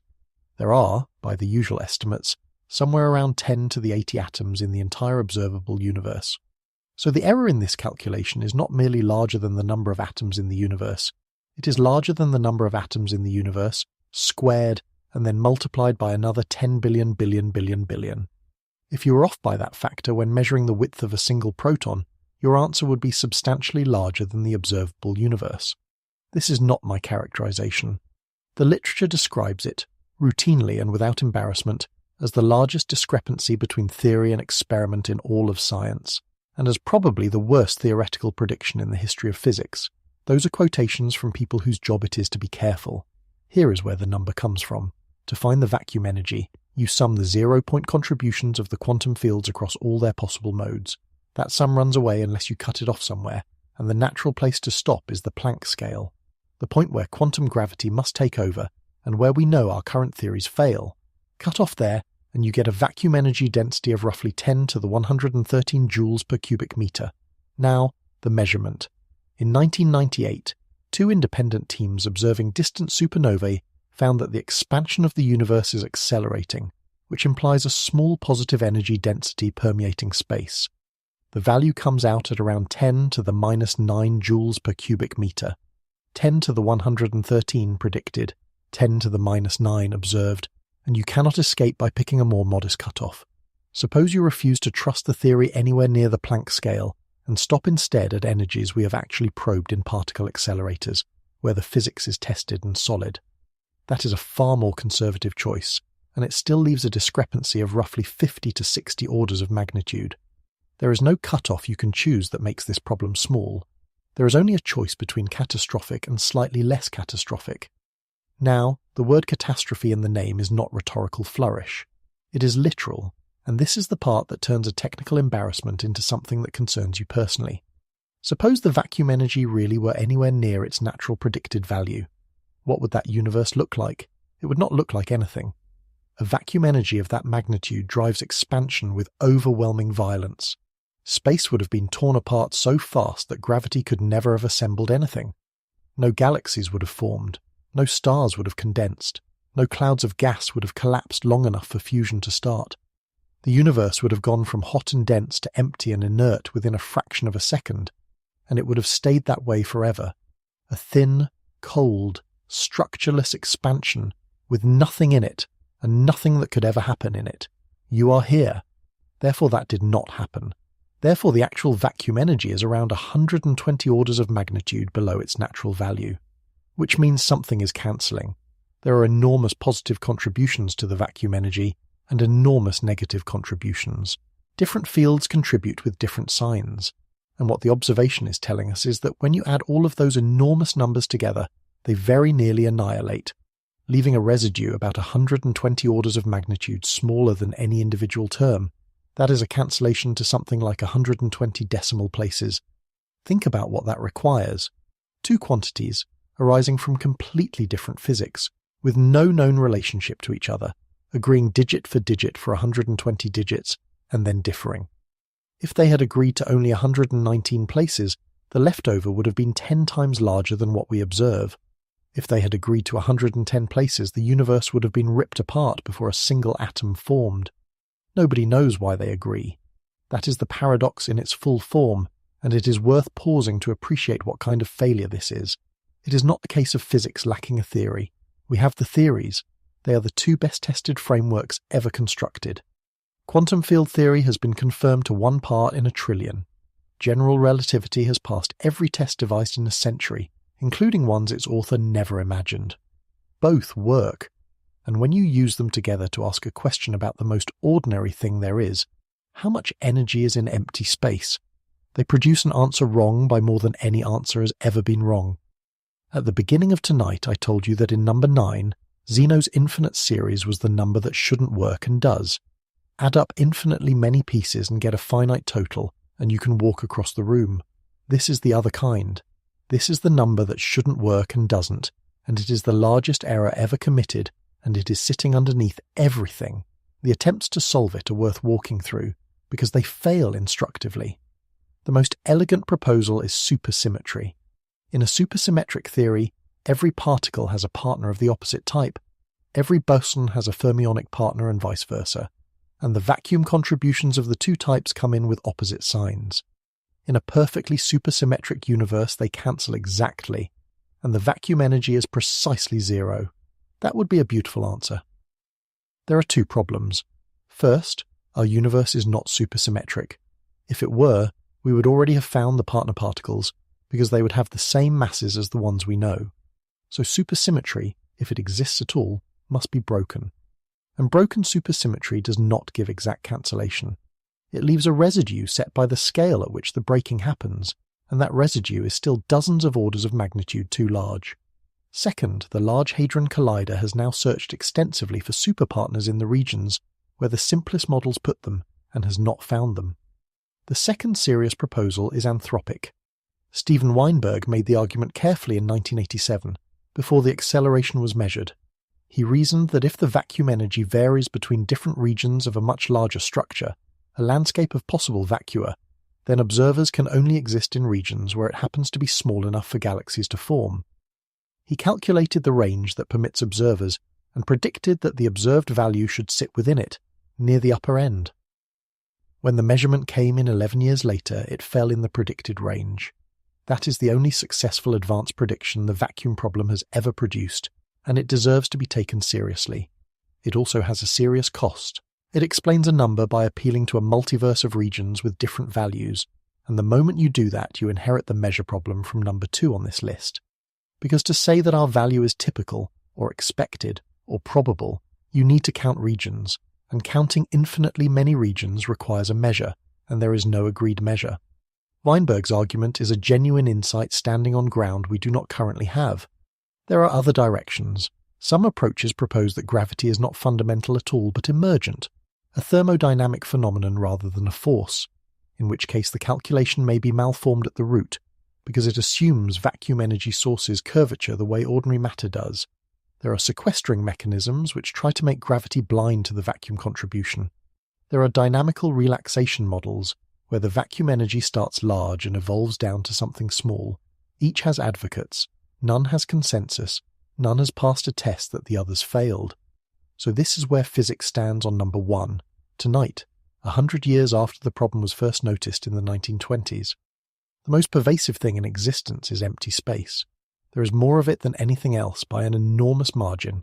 The universe is overwhelmingly empty, and even the parts that are not are mostly empty at smaller scales.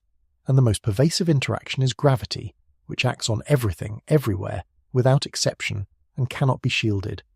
Take the most pervasive thing and the most pervasive force, ask the simplest possible question about how they relate, apply the two most successful theories in the history of science, and you get an answer that is wrong by 120 orders of magnitude.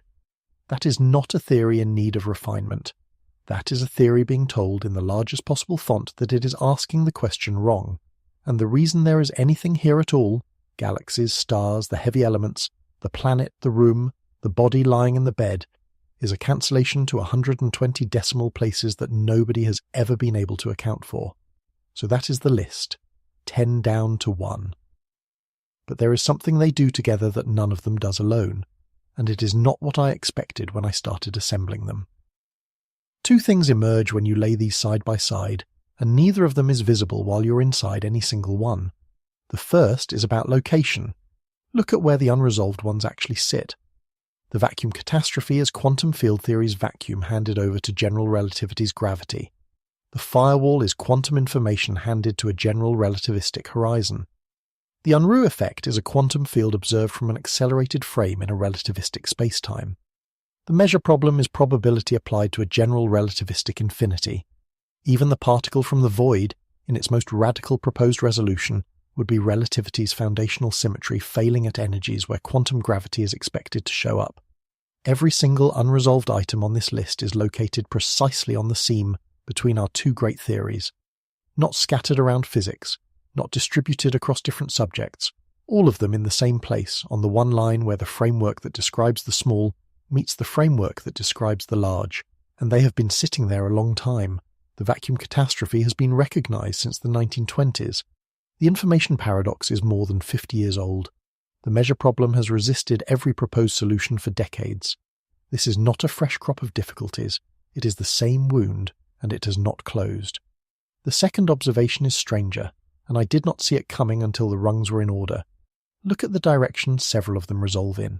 Zeno's arrow said the world is different when you look at it at an instant, and the quantum Zeno effect confirmed that a watch system does not change. The Andromeda paradox said that which events have happened depends on how the observer is moving. The Unruh effect said that whether particles exist in a region depends on how the observer is moving. Black hole complementarity says that whether information is inside or outside depends on which observer you ask. 4 of the 10 point the same way. They all say that something we have always treated as a plain fact about the world, how many particles are here, what time it is, what has already happened, where the information is, turns out to be a fact about a relationship between the world and a vantage point. If that is the pattern, then this is not 10 problems, it is one problem, viewed from 10 angles. And the sentence that would have to be deleted is one that has never once been stated in any physics paper, because it has never occurred to anyone that it needed stating.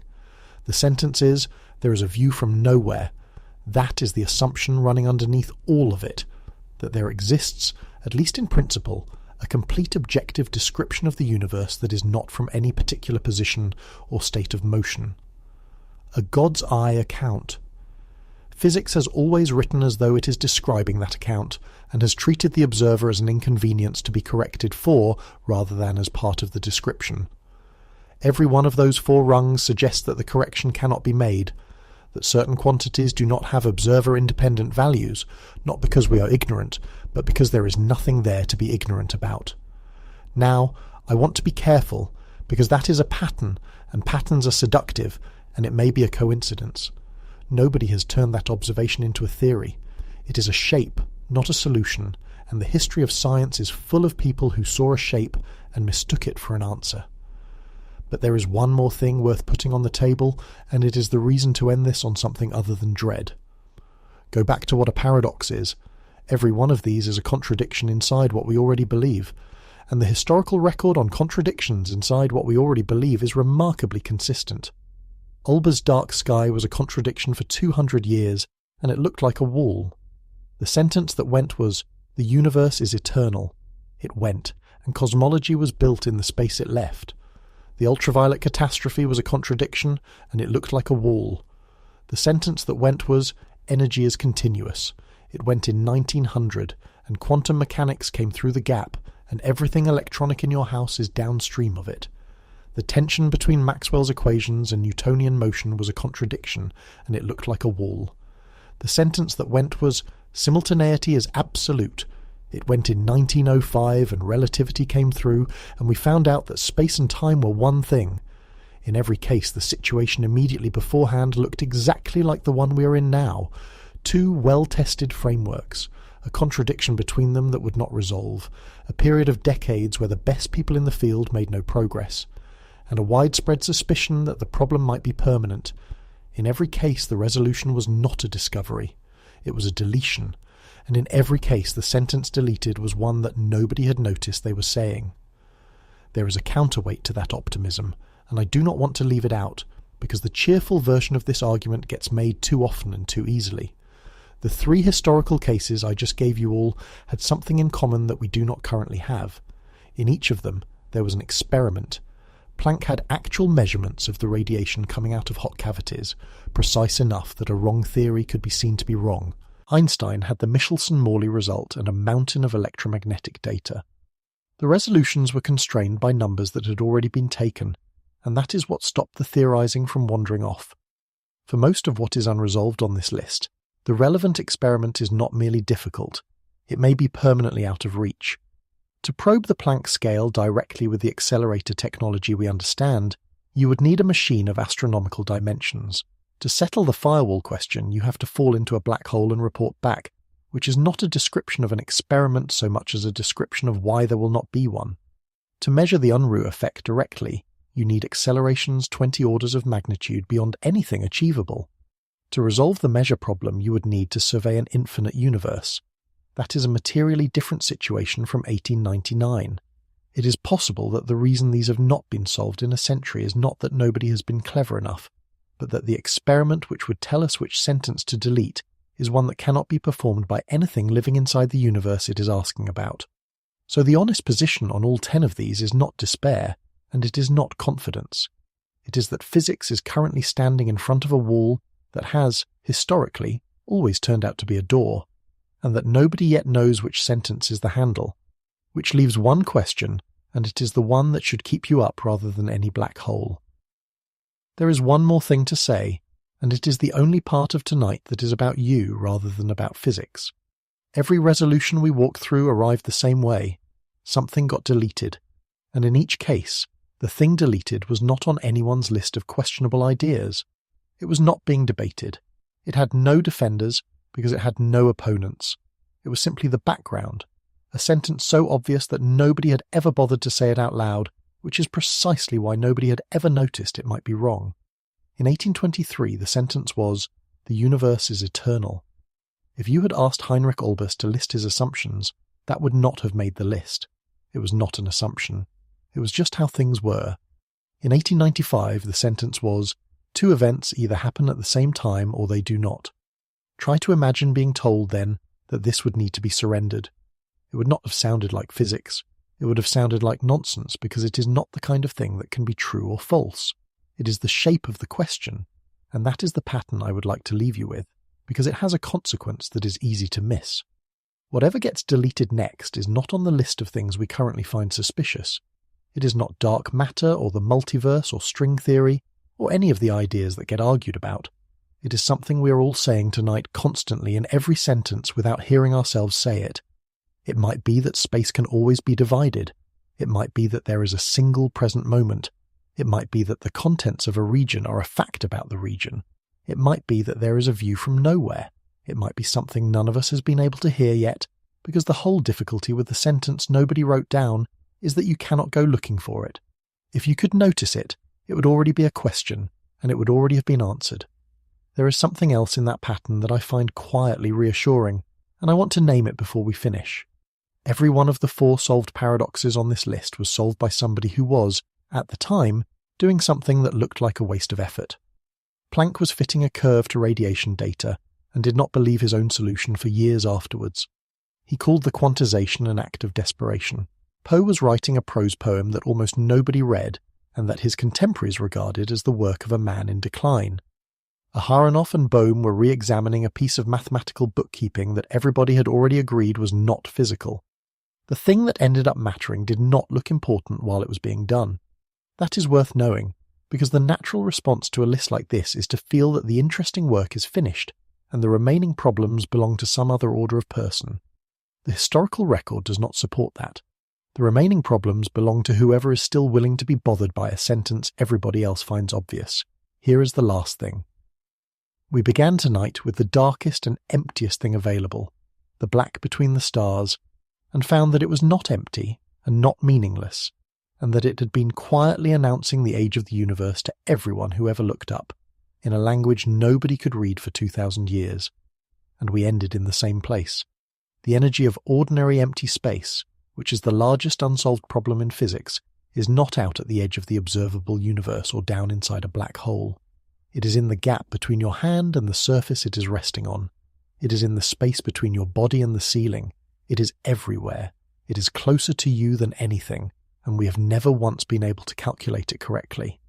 The emptiness is trying to tell you something. It has been trying for 100 years, in the plainest possible terms, at a volume nobody could ignore, and we still cannot make out the words. So those are the 10 scariest paradoxes in physics, and here is the thing worth carrying out of all of it. Not one of them is frightening because the universe is hostile. The universe is not hostile. It has been perfectly consistent the entire time. Every one of these is frightening for a different reason, because the contradiction is not out there. It is in us. It is in the sentences we brought with us. 4 of these 10 have been solved, and every one of the 4 was solved by someone who managed to hear a sentence they had been saying their whole life, and asked whether it was true. 6 of them are still open. Someone is going to hear the next one. It might already have been said tonight.